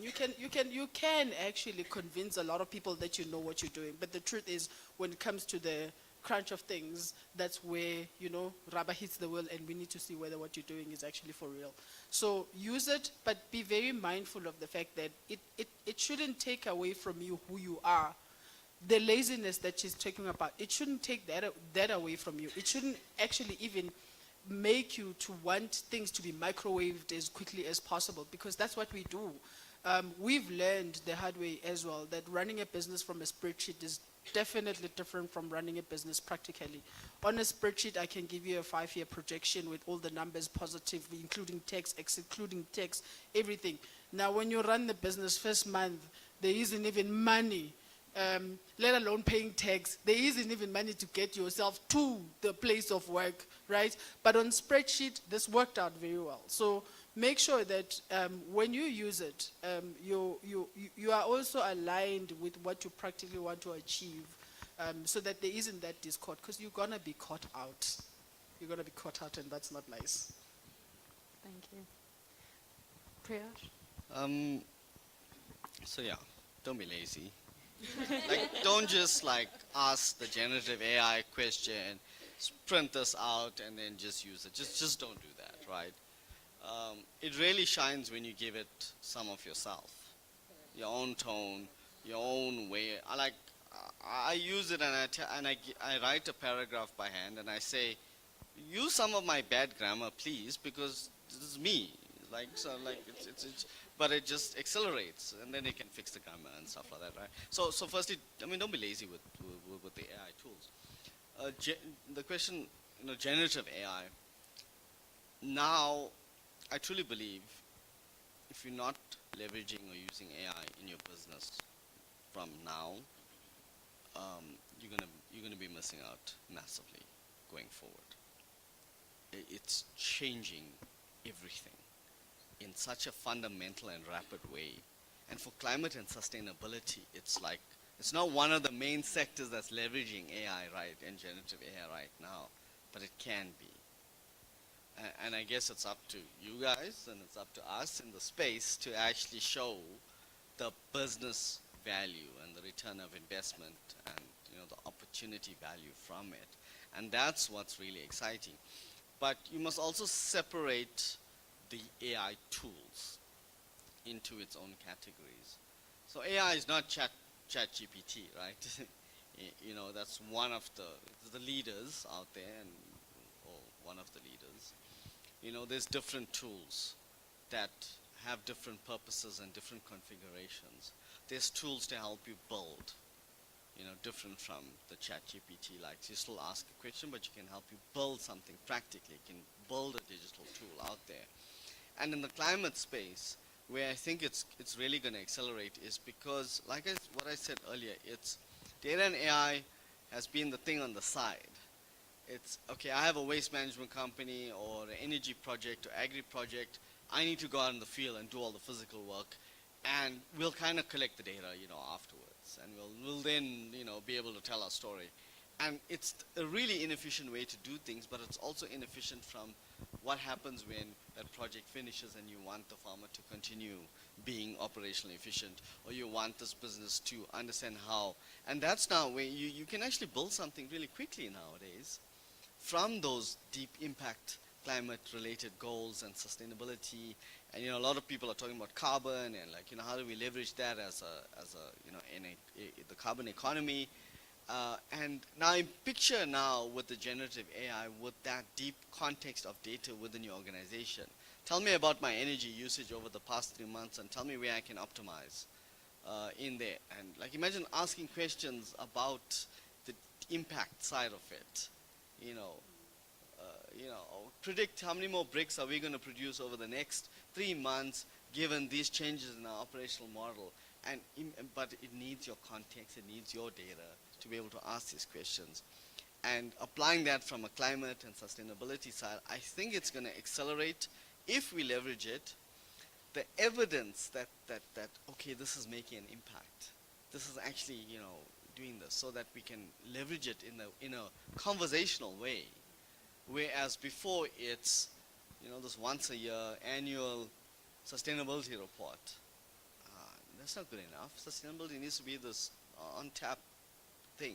And I'm really excited about leveraging the tools for that for a business going forward. So as much as, yes, please keep an eye on sort of, don't just use it. I mean, we have amazing brains. It's supposed to make us even smarter, which I think it can, if we approach it in that way. And then the other side of it is we don't even know where it's going to go in a year. So that means we have to keep our eye on it, and we have to keep pushing forward. And like for climate specifically, very exciting. Awesome, thank you. I think you bring up a really interesting point about AI. In general, people talk about AI as if it's artificial intelligence, but actually it's all still large language models. And each large language model is essentially just an algorithm that specializes in something. So sorry, the point that I wanted to get back to is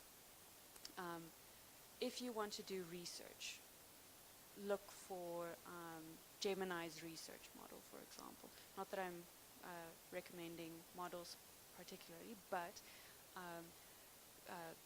ChatGTP has an amazing new code function. Look for specific things that have stats models. Claude's new model, the Opus model, is fantastic with strategy and thinking. So use it to enhance the way you think about things, or instead of substituting your own thinking. I thought that was a really nice way of summarizing the AI conversation, because it's not a broad spectrum intelligence the way that a person is. It's just a model that focuses on something, and I think it will be a very strong toolkit in your belt when you get started in this. Okay, so I know that we're running out of time, so I have a couple of very specific questions that I want to ask each of you. Susang, but also open to anyone if you have a response to this.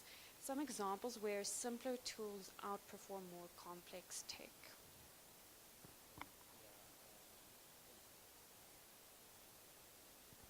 Hello. Yeah, so with this, I think this actually does connect to what I previously said with the informal settlements. I do think that there's been so many times where you can have very, very sophisticated applications and great, AI tools at your disposal, but sometimes it's just, easier for convenience and also for context to kind of go with the old school, written surveys and things of that nature. So this does once again connect to the project that I'm currently working on in informal settlements. It's based in Camille Drift, which is in Pretoria. So for this project, it was much easier for us to actually, engage with the people within the informal settlement just because of the context. And we could easily have, if we were not in the informal settlement, we could have easily used, other tools, brought our laptops and things of that nature, but they don't have the best mobile service. They don't have, internet connection.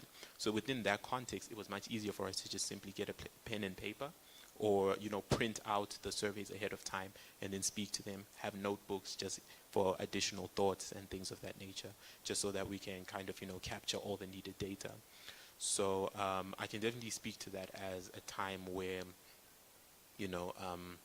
our new sophisticated tools would not have been much help for us. So kind of just, I don't want to use the term dumbing down, but, dumbing down to what's, more accessible to the masses, and especially for the people within the informal community. And I think that just opened up the door for us to, it added an extra step, obviously, with the having to digitize the data in post-site visit. But I think that, it's still worth it to get the high quality data. It's kind of taking the long way, but it works out in the end, I think. Awesome, thank you. Prudence, how can tech be used to de-risk early stage climate innovations? So I'm going to echo what has already been said. You don't want to wait until you are mature. You don't want to wait until all your ducks are in a row. You have to capture as soon as you start. That's how it's going to help you, because that way you've got the record going. You can see where you need to actually make changes, where you need to. And when you are called, particularly if it's funding that you're looking for, then at least you don't have to piece things together, right? So the one thing that creates a risk for startups, if you are not using tech, is the fact that the numbers become a very difficult game. A lot of people are very smart in terms of just giving the technicality of what their businesses are doing. But at the end of the day, people want to know whether you understand. You must use this language that we all don't like.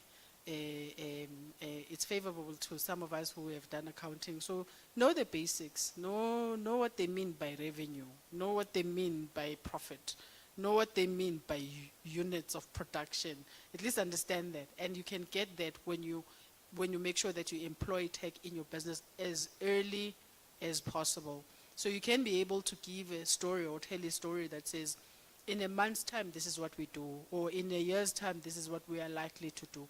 But all of that is based on numbers. So if you push that away and you think you will capture one day when you've got time as an entrepreneur and as a startup, there isn't time for anything really, like, because everything is yours.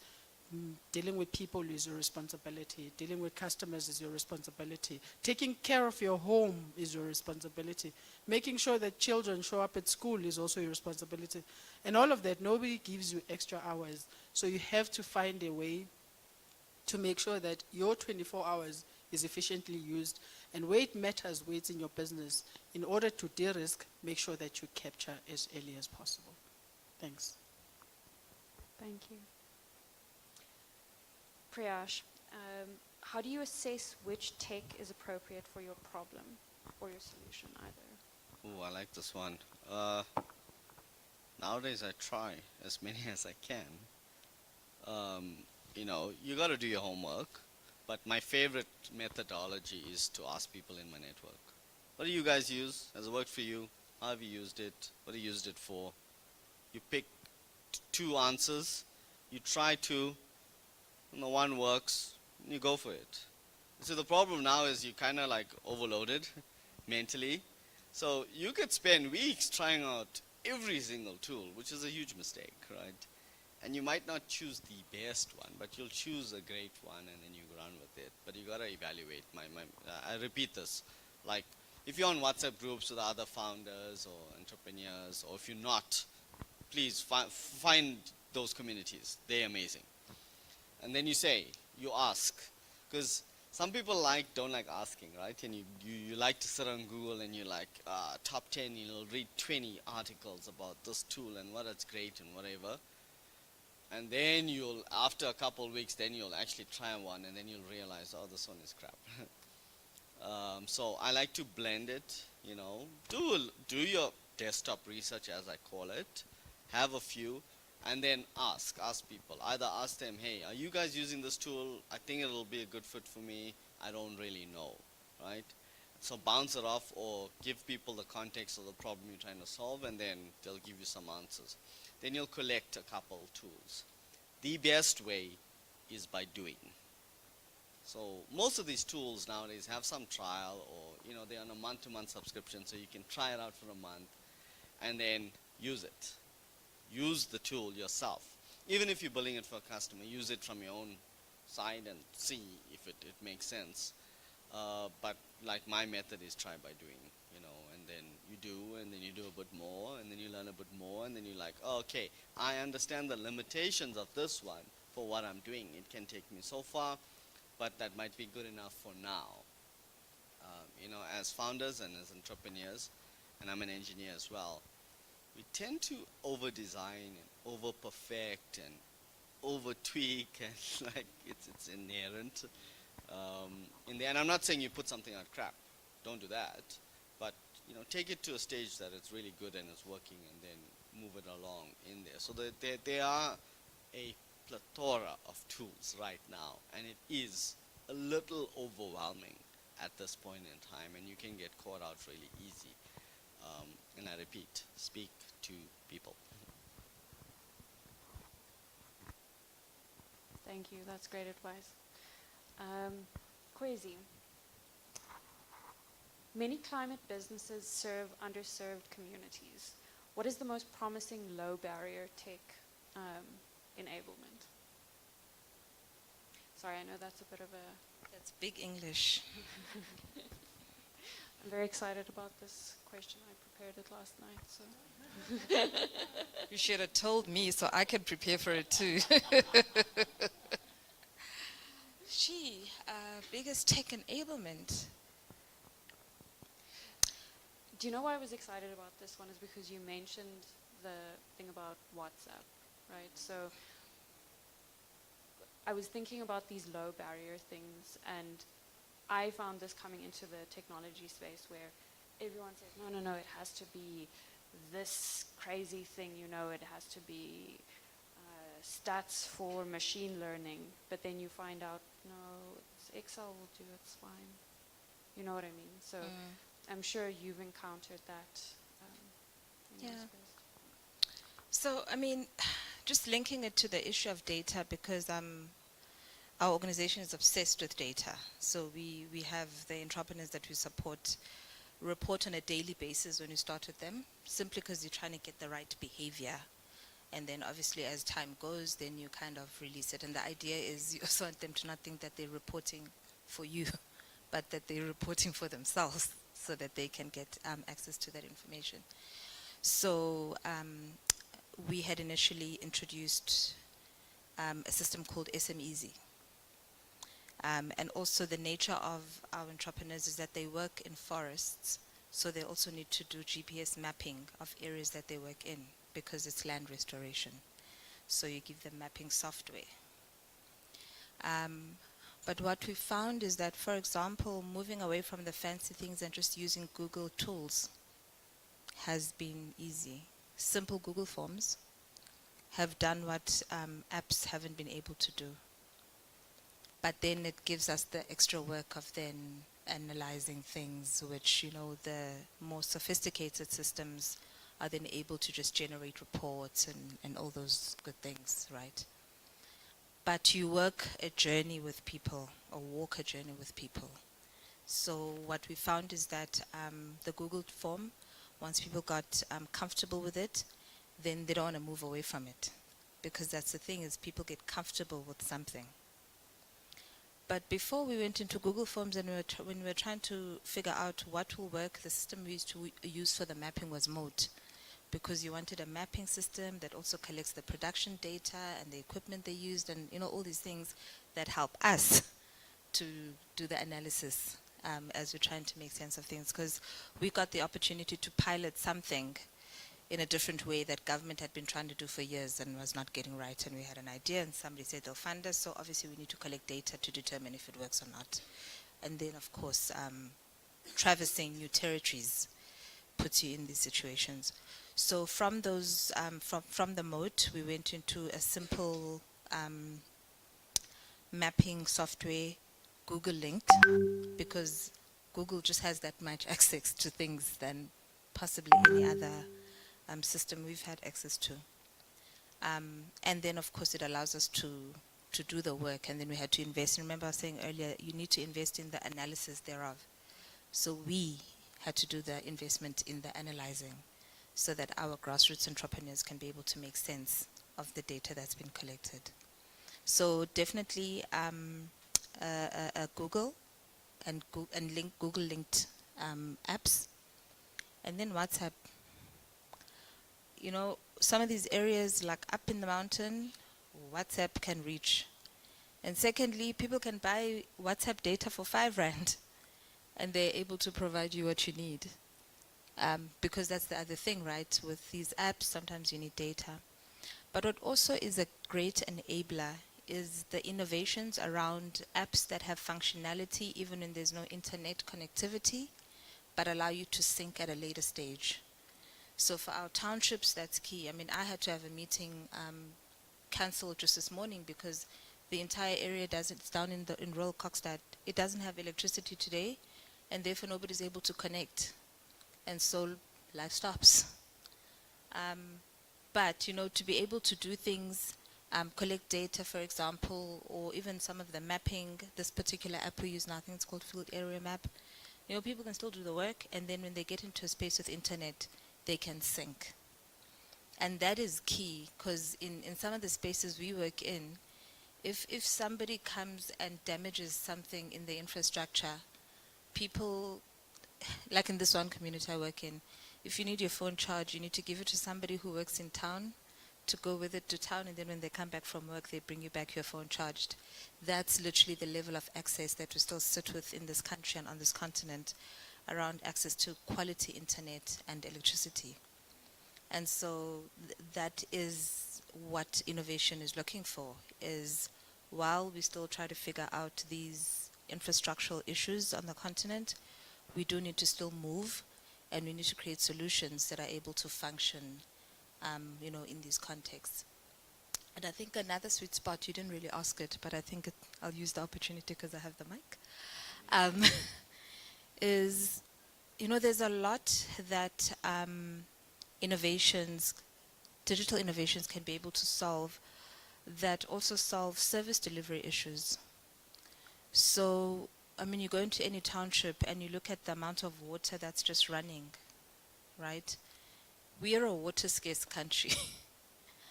There shouldn't be a drop of water that is unaccounted for. How is it that we don't have sensors in our drains that detect such, when we've got so many entrepreneurs who come up with innovations that actually do this? I can think of Patwa, for example, from Tshimolohong, who had come up with such a technology a couple of years ago, a sensor that could put into the main drainage systems and can be able to detect leaks and things like that. But now you can also have all this innovation, but if it's not working within an enabling environment, one of the key things keeping such technologies out is just procurement processes around local government and national government. So we can also speak about these innovations, but if some of these climate things, or you speak about energy, it still has to go through the national grid, right? Which means that it still needs to traverse these regulatory impediments. These are things that really need to be solved as well, that not only keep our countries moving back, but they don't do anything to the potential of the economic development that happens as a result of what startups do. Thought I'd add that. Thank you. Okay, we really are out of time, but I want to ask the panel, Priyash, you made me think of this. Any podcast, video, channel, YouTube, sorry, I'm giving away my age, oh my God. Instagram, anything that you're following, that you're listening to, that you want to plug for the youths? So I'm in the startup world. So there's this bunch of guys in Stellenbosch. They created this newsletter called the Open Letter. If you don't know it and you want to know and keep up to date with like startup activity in the country, their newsletter is humorous. It's awesome. Like, just follow them. And they have a podcast called How You Build It as well. Super brilliant. So between them, like, that's one. And from a startup ecosystem, Startup Club ZA is also another one that has amazing startup events, like phenomenal startup events from their side, and they also have a podcast in there. So those are the local. You want to know what's going on in South Africa in the startup ecosystem, those are the two that I highly recommend. Awesome. I can definitely recommend the Open Letter. Very good. Yes. From me, I would just want to, one more time, plug the Not Wasting a Single Story podcast on all platforms, especially the YouTube, but also the other company I work for. We have a webinar series which will be running until, I believe, October. So we're going to be hosting one every month. We recently just did our first one in June. So if you would like to, watch the recording, it's on YouTube. You can just search SABIA. That's the name of the company. Funny enough, it actually launched on Friday, the YouTube page, so I think they're like 0 subscribers still. So yeah, you can be one of the first ones to be there. But also, if you're interested in catching any of the things live, you can just give me your email address, and we can add you to the mailing list, because we have other opportunities. We have opportunities for like webinars, we have conferences, and other youth engagements. So if you're interested in being a part of that, please let me know. I'll make sure to add you to the mailing list. You can definitely add me. Perfect. No, for me, no. So there is a platform that I participate on. This is for anyone who's interested in circular economy, and that's the space where we play. So it's SA Circular Economy. There's usually like webinars as well. It's all about leaving no one behind, and explaining that in detail. So they would have probably like engagements on regular basis. So you want to take that? It's Circular Economy SA. Thank you. Thank you.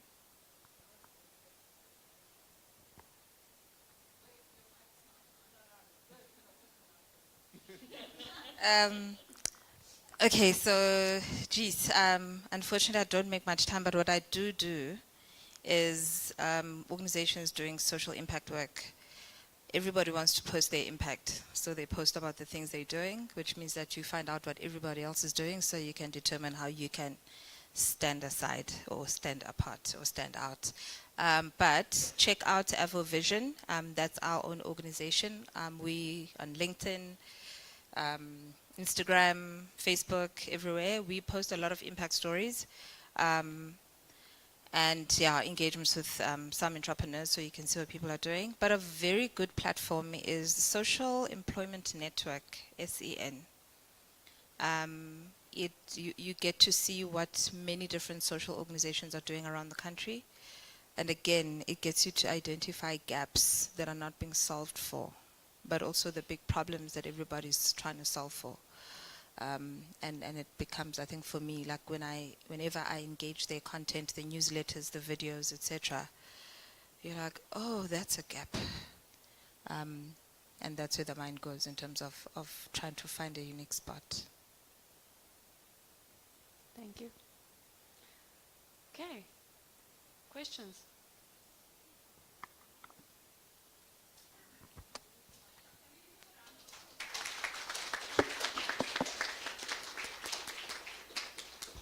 Okay, roving mic over here. Much to think about. Are you digesting? Yes, both your tummies and your brains. Okay. Questions about the startup life. Azarius has got a question. I'm bringing you the mic, Saya. And then please, state your name and your question out loud. So my question is for Priyash. So where I come from, Mozambique, Maputo. Whenever business say we have this sustainability, we have to think sustainably about business. They're just thinking about the continuity of the business. So I'd like to know, what does it mean that your business now has become more it's sustainability focused? What does it mean? And how can we, as some of us are pretending to start their ventures, some are already had already started. So how can we integrate sustainability into our business model? So the first question, what does sustainability means for your business, and the second one, how can we integrate sustainability into our business model? Cool. I really like the question because sustainability as a word is a big misnomer.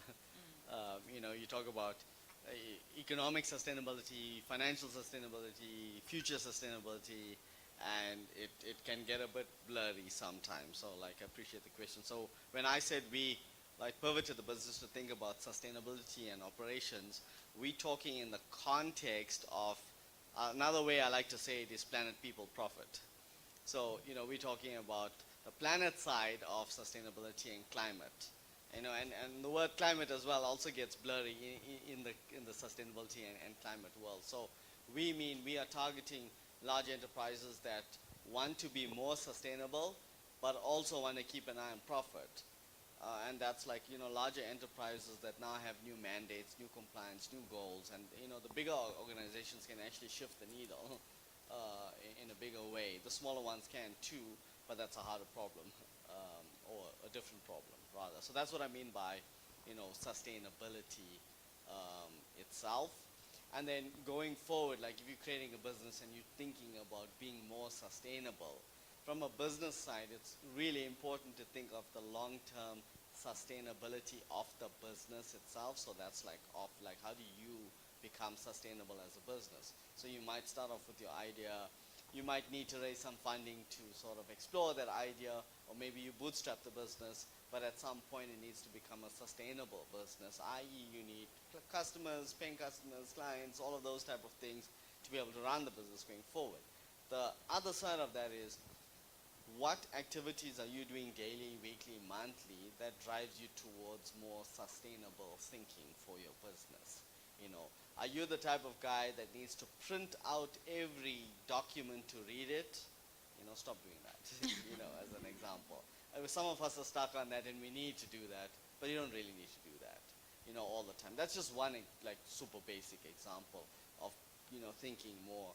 But it really depends on the context of your business. Like if you're going to create an agricultural business, you want to know how to plant, scout, do all of those type of things, but you want to also understand what's the regenerative side of agriculture, and can I have a combination of that going forward, because that's a more sustainable, eco-friendly way of doing things that can produce actually a better product, as an example. So I think that context of your actual business will help give you the answer of how do you become more sustainable, or employ more sustainability methods in your actual business itself. Awesome, thank you. We've got Esther with a question. Thank you all for the amazing presentation. My question goes to Prudence. As an entrepreneur, you said you wanted to empower others, and that's why you didn't even think about the PhD and all of that. So my question is, how did you start, and especially with finance, how did you start, and how have you been able to sustain yourself? Thank you. So, you should ask my children how many trips I canceled, because that's what it takes, right? It takes that personal sacrifice to start a business. Initially, I was all about the business plan. My business plan is super. Like, I can give it to you, read it, super, right? And I'm hoping that someone will read it and think to themselves, I'm going to pour in 5 million into this business immediately. It doesn't happen, right? My first encounter with any money in terms of being supported was actually, I went and I pitched for 12 million and I got 25,000, right? 25,000 rands, but that 25,000 changed my life. I was super, super excited to actually be considered for that fund, right, number one. Number two, then I realized that you gotta put your own flesh, you gotta be invested yourself, right? Your pound of flesh has to be in the business. If you are not willing to sacrifice some things for yourself and you hope that someone else will find value, you're gonna wait a long while, right? So in my case, how I started, I cashed out on some of my investments, right? Just so I can go buy a machine. And that irks. That is the most painful thing. To part with 100,000 rands of your hard-earned money is the most difficult thing, but that's what I had to do.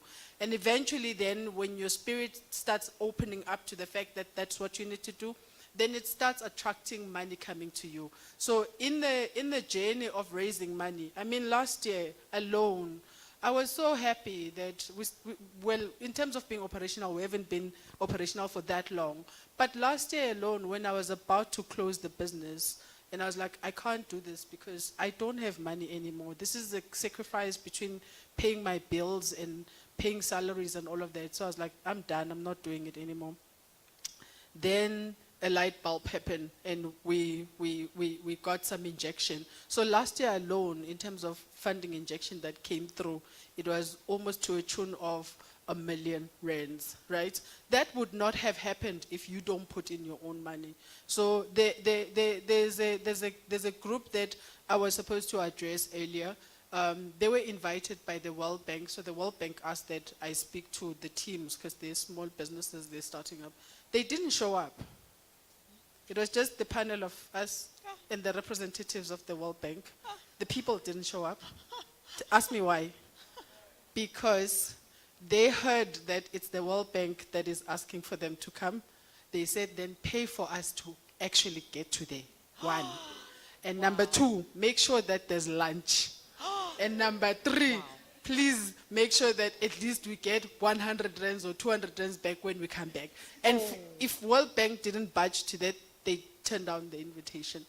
So that kind of mentality, where you are not willing to do anything, is not going to take you very far. But you got to be willing to do something, right? You got to be willing to give something. When you do it, you yourself actually open up opportunities for yourself. Amen to that. Okay, Tebogo, I'm coming over.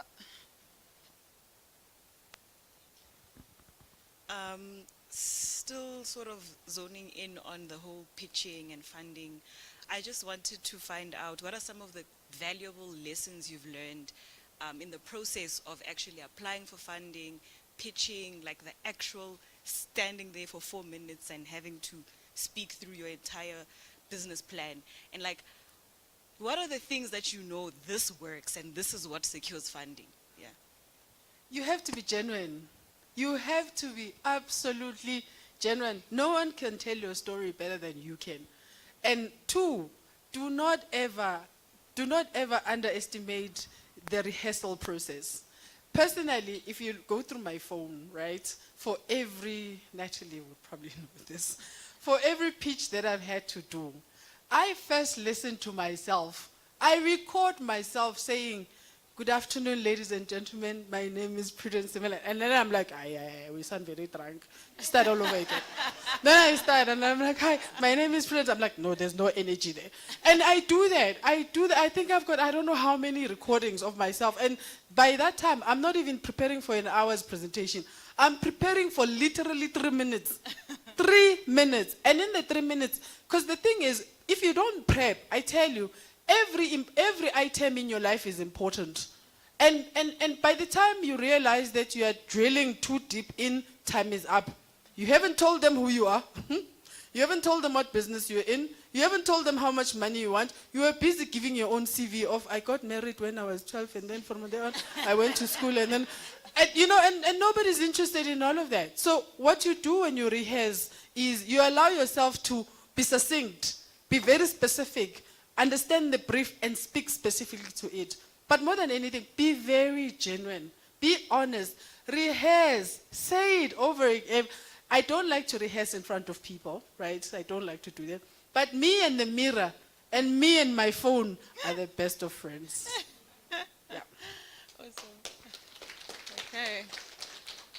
Kondwani. Thank you very much for the wonderful presentations. Okay, so my questions I think will range from the third speaker to whoever the cup fits. First and foremost, in terms of data, we do go in the communities to collect data, yeah. But then there are situations where maybe from countries that we come from, there are unforeseen circumstances where we have unstable economies, fluctuations and the like. I don't know how well you take into consideration these kind of things that are not easy to factor in the first place. Secondly, I just want to have a comment basically on one of the challenges maybe that we face is an issue of policies especially. I'll give an example. In the morning, one of our speakers, Montfort, actually shared one of the challenges as policy, taxes and the like from the government. He's doing it's a very sustainable project, but then there is an issue of policy, taxes and the like. I don't know, can I just have a comment on business projects and policies in the first place. And then lastly, lastly, most of our projects, I think, in here, where we are thinking about sustainability and the like, are community projects eventually. Now, these are not very easy projects to turn them from social to basically profit-making enterprises. I don't know, can I also have a comment on that one, basically, how you turn your ideas that are basically community-focused to profit-making enterprises? Thank you very much. I'll answer the second part, but they can answer the first part. Kwesi, would you like to go?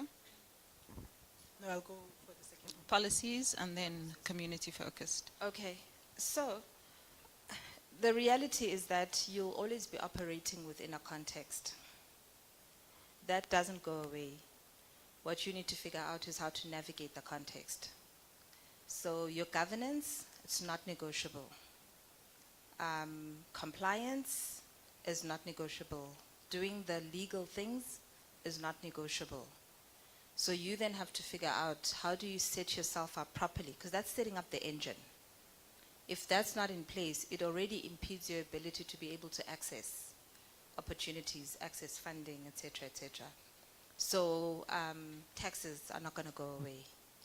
It's a question of how do you set yourself best, set up yourself best to be able to navigate. So I'll give you an example. My organization went through a process of, we're a PTY doing social work. That's how we've functioned for the last 30 years. We've lost out on a lot of funding because we haven't had non-profit status. And in South Africa, when you're a non-profit company, you get tax rebates through what is called a public benefit organization. You get this, from SARS. And then companies that give you money are then able to get tax benefits from it. So we got our non-profit status last year, which was great, right? And that company is growing even faster than the PTY now. And now we have to have a strategy for the PTY. So talking to that issue of sustainability, right? So you know that the non-profit is going to cannibalize you just because of the way the country is set up. So then how do you pivot here so that this can continue to be a cash center? So that's a process that we're going through. Now this is something new to us, right? The PTY, the last 2 years, it has grown immensely in terms of revenue. Our tax, what we had to pay in taxes was like 200 times what we've had to pay in the past. But just a simple donation from the PTY to the nonprofit would have reduced our tax immensely if our finance had just done the right thing. So there's something called tax avoidance. It's illegal, and then, tax avoidance is legal, tax evasion is illegal. You need to invest in having the right skills around you, either outsourcing or having them internally, that help you set up yourself in such a way that you set yourself up for the most efficient way of being able to navigate the system, because the system's not going anywhere.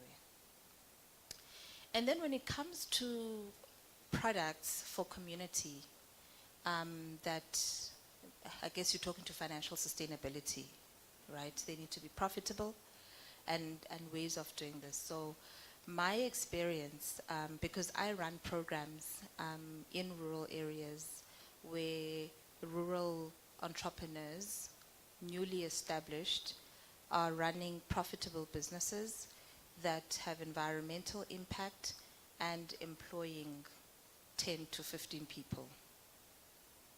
One is you need to be realistic about your runway. How long is it going to take for you to be sustainable? So if it's a 3-year journey, prepare for a 3-year journey or 4-year journey.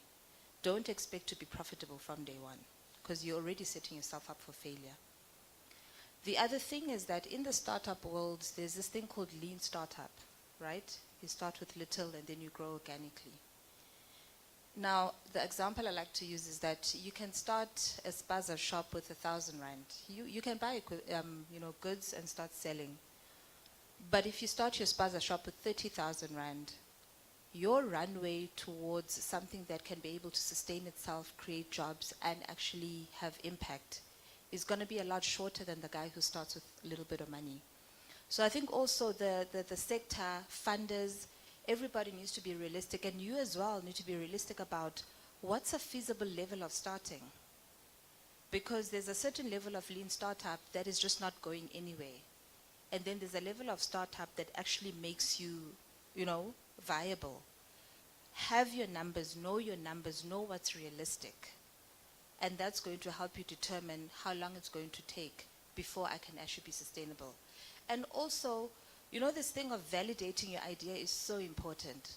So you have a thought, you have a concept, and then you want to start implementing. And it's good to start because you learn lessons.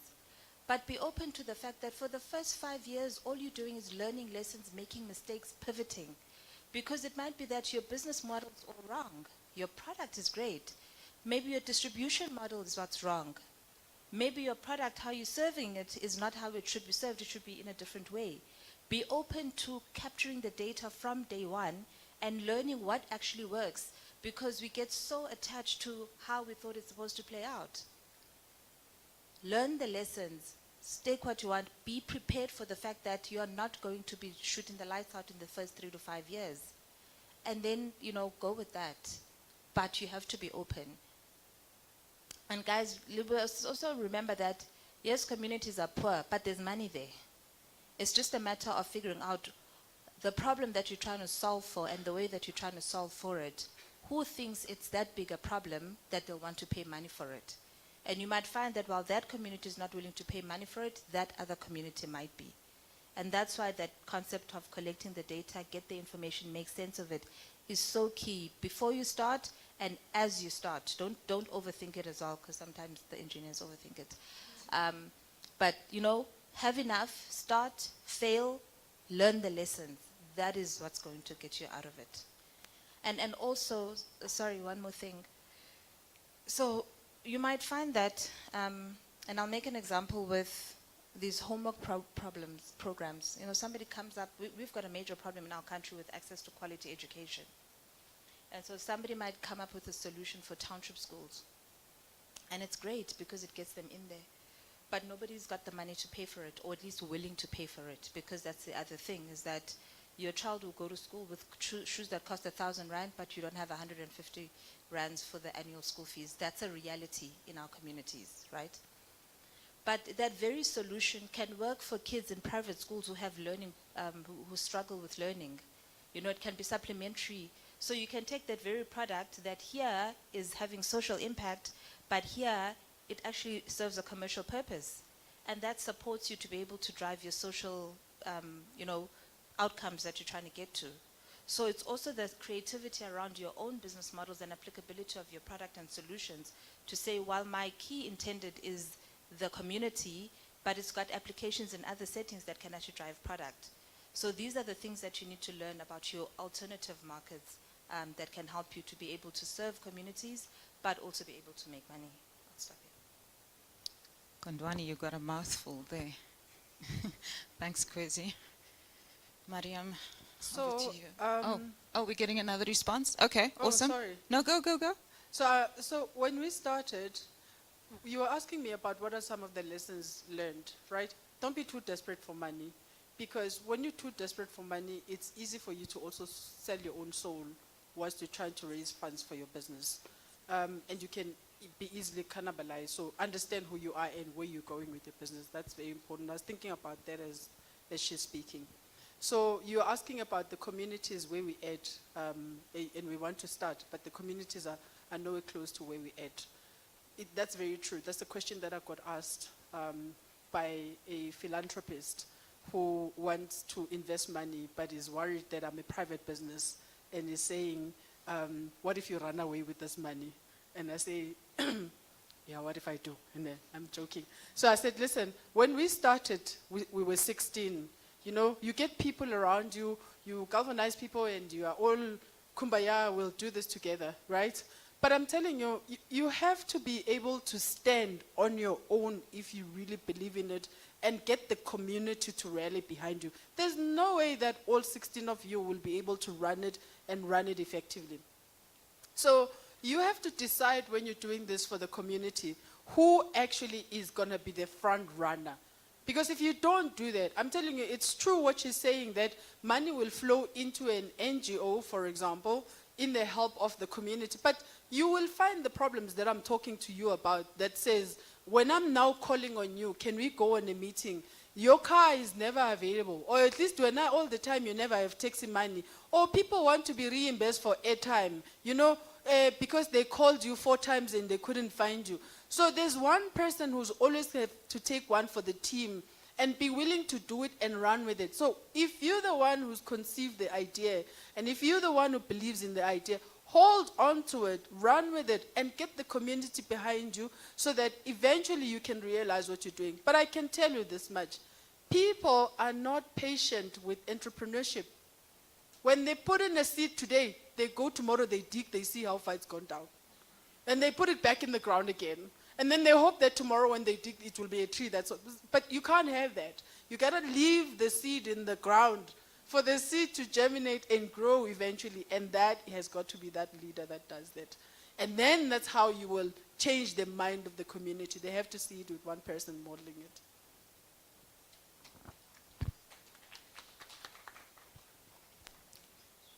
My question is for Kuzi, and I wanted to know here, you mentioned that you worked with entrepreneurs from rural communities, and I wanted to know if they face challenges with technology uptake, and if yes, how did you help them?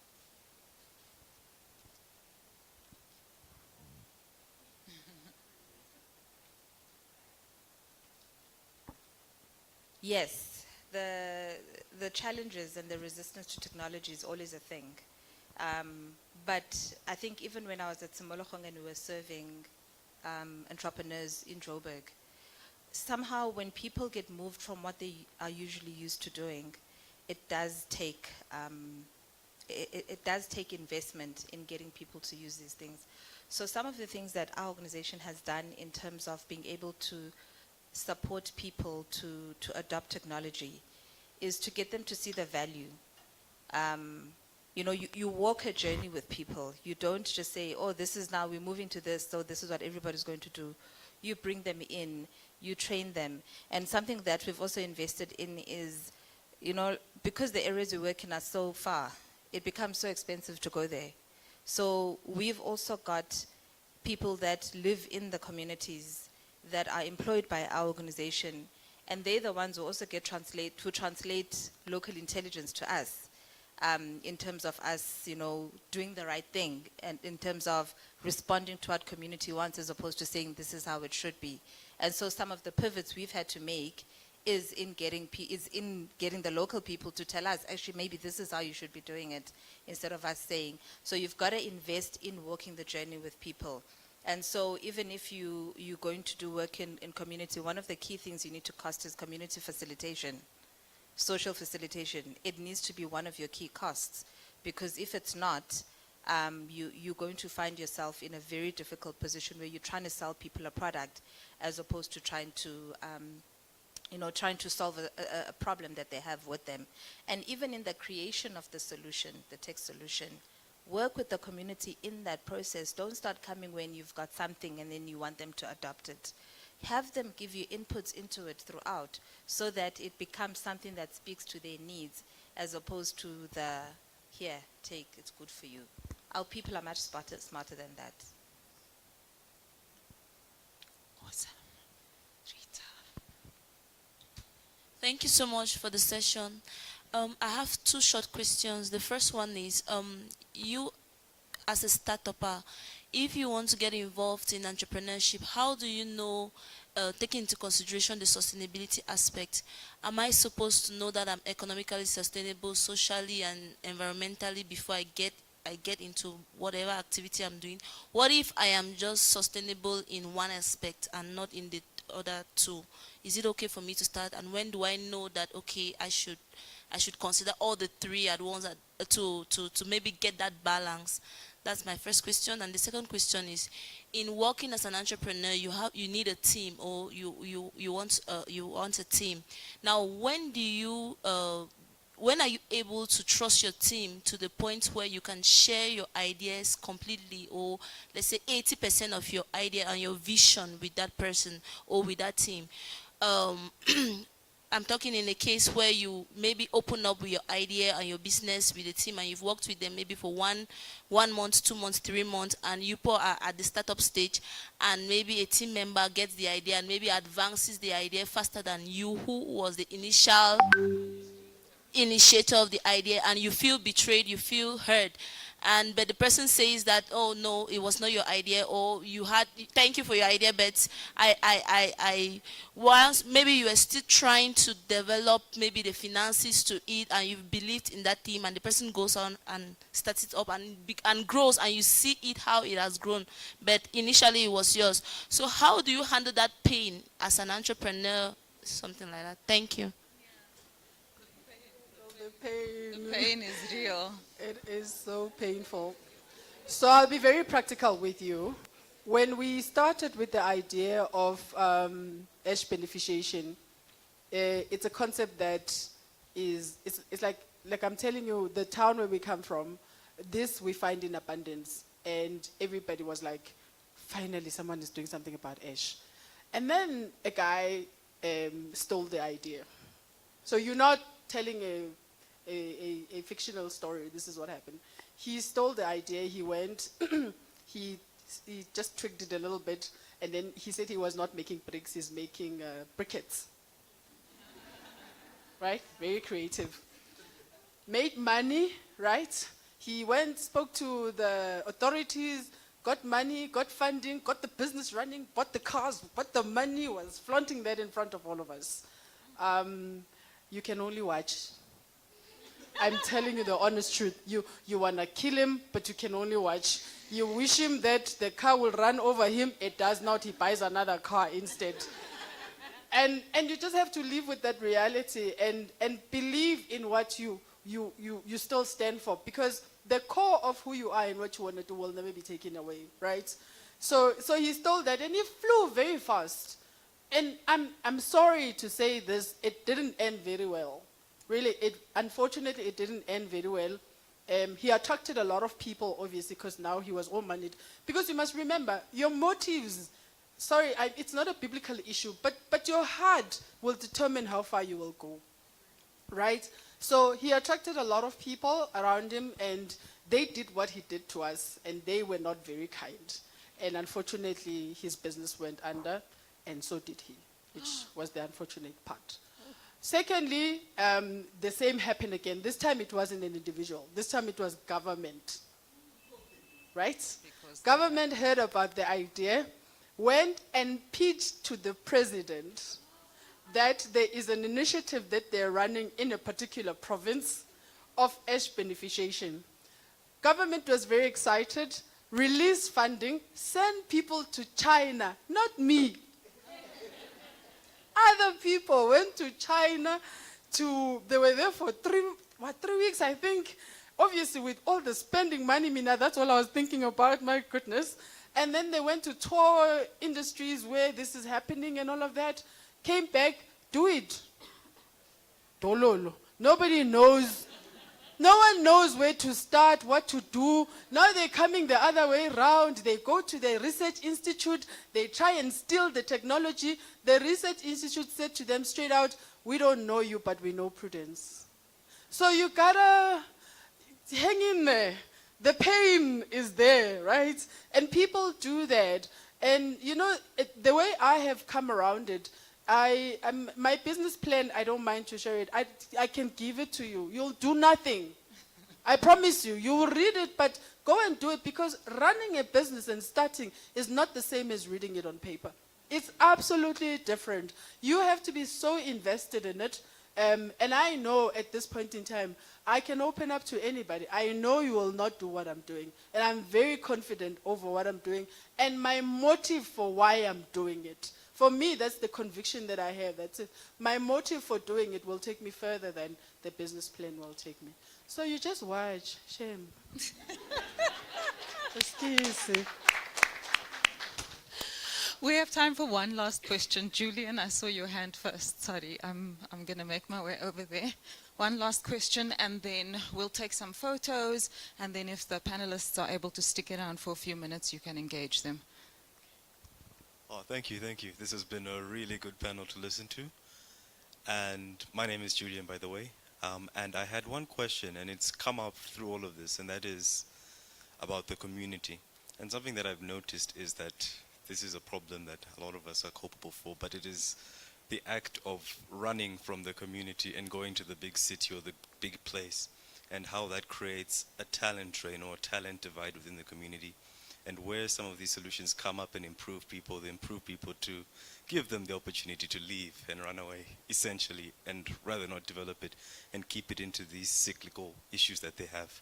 So my question is essentially, how do you think, not just in the South African context, but more broadly the African context, you can more or less eliminate some of these systematic issues and rewire people into a way where they try and develop the community and continue to work through that and build the building blocks for that further?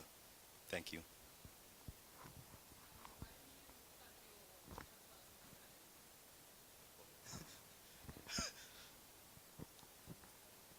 Oh, yes, yes, yes. The MasterCard Foundation is also running a very interesting podcast that tells African stories, and it's goes by the name of Ikasi Podcast. It's on Spotify, so if anyone wants to listen to it and hear some of the exciting work that MasterCard scholars are doing, please do have a listen. We are going to be renewing it in September, so do keep your eyes open for that. Okay, I'll go first. So the programs that I'm running, in some mining areas, it's the response to the just energy transition. Strategy being to create more jobs outside the mine than in the mine, because a lot of the mines are closing down. And in some other areas, it's a response to the situation of water resources. Now, one of the key things is that, people go where they want to go. However, what we've learned is that if people had a choice, they would actually stay in the communities that they are from. And one of the key things that makes people leave those communities is economic opportunity. That's usually the largest driver. And when economic opportunities are created locally, people stick around. So we've actually got people in our employed in our programs who've left Joburg and gone back into the rural areas, because now they can see viable businesses, and it's been some time that these things are running, and now there's a request for, please bring more. But one of the things that I've learned is that rural people have an appreciation for the land. And if you can help them navigate creating wealth out of the land, you speak to their hearts. Because when the rural people speak of the land, they don't speak of my land, they speak of my forefathers' land. And that's the level of, attachment that they have to their homelands. And that tells you why we all go home. I'm from the Eastern Cape. Every long weekend, every holiday, you go home. Not because there's an occasion, but it's because you want to be home, right? And so there's an attachment to home. And to the extent that you can create economic opportunities at home, people will stay. So some of our earlier work comes in getting people to understand that some of the short-term contractual gains and money that they'd make from some of the government contracts, working with them through asset-based approaches to catalyze other businesses locally, using the asset-based approach, but walking a journey with people. The worst thing that we do is have these once-off interactions with people and then think that it's going to transform communities. You need to be willing to walk a journey, and your funders need to be able to also walk the journey with you. A funder who's expecting jobs from 10,000 Rand, or who's expecting jobs after a 3-month intervention, is probably the partner you should walk away from, right? And so your source of money, that's why I went, money is not evil. You just need to find the right money that's going to get you to the vision that you're looking for. That's the first thing. Secondly, remember, in rural areas, if you transform one family, you haven't done anything. What you need to do is work with community. Now, not everybody in a community has entrepreneurial flair or can problem solve or will think that way. But once you get a critical mass of people who walk this journey with you, and then other people start seeing the transformation, then everybody all of a sudden wants to be a part of it. So for example, the work that we're doing, right, South Africa has a major problem of encroachment. It's actually crazy that there's documents from government that are more than 100 years old that speak to the issue of encroachment by alien and invasive species, plant species. Now you have our strategic water source areas highly encroached by blue gum and wattle trees and all sorts of trees. These are great inputs for animal feed. Livestock is there's ample livestock in our country. In some areas of Limpopo, people have to drive 3 hours to buy animal feed for their cows. And if you understand a black person's attachment to their livestock, you know that the family would rather not eat, but those cows must get food, right? So you have these gems which are a nuisance in communities that if removed sustainably, and by that I mean you remove it so that it doesn't come back again, and you make sure that you are rehabilitating the land, all of a sudden there is grass for cows. There is food for the goats, there is food for the sheep. You have reached the hearts of those people, right?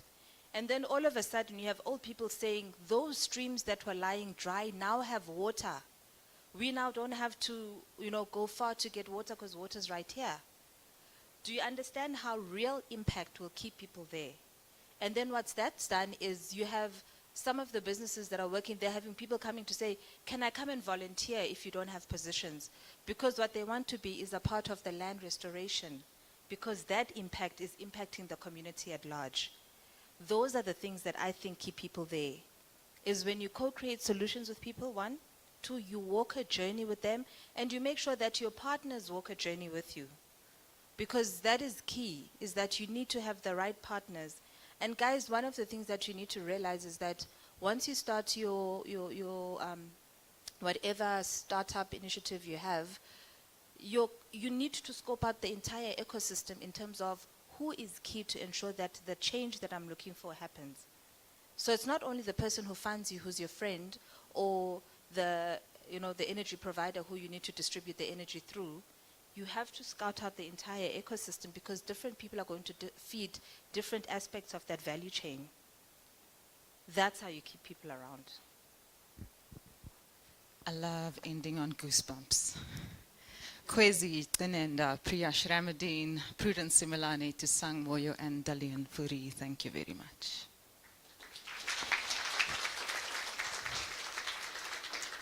Okay, can we have the paparazzi over?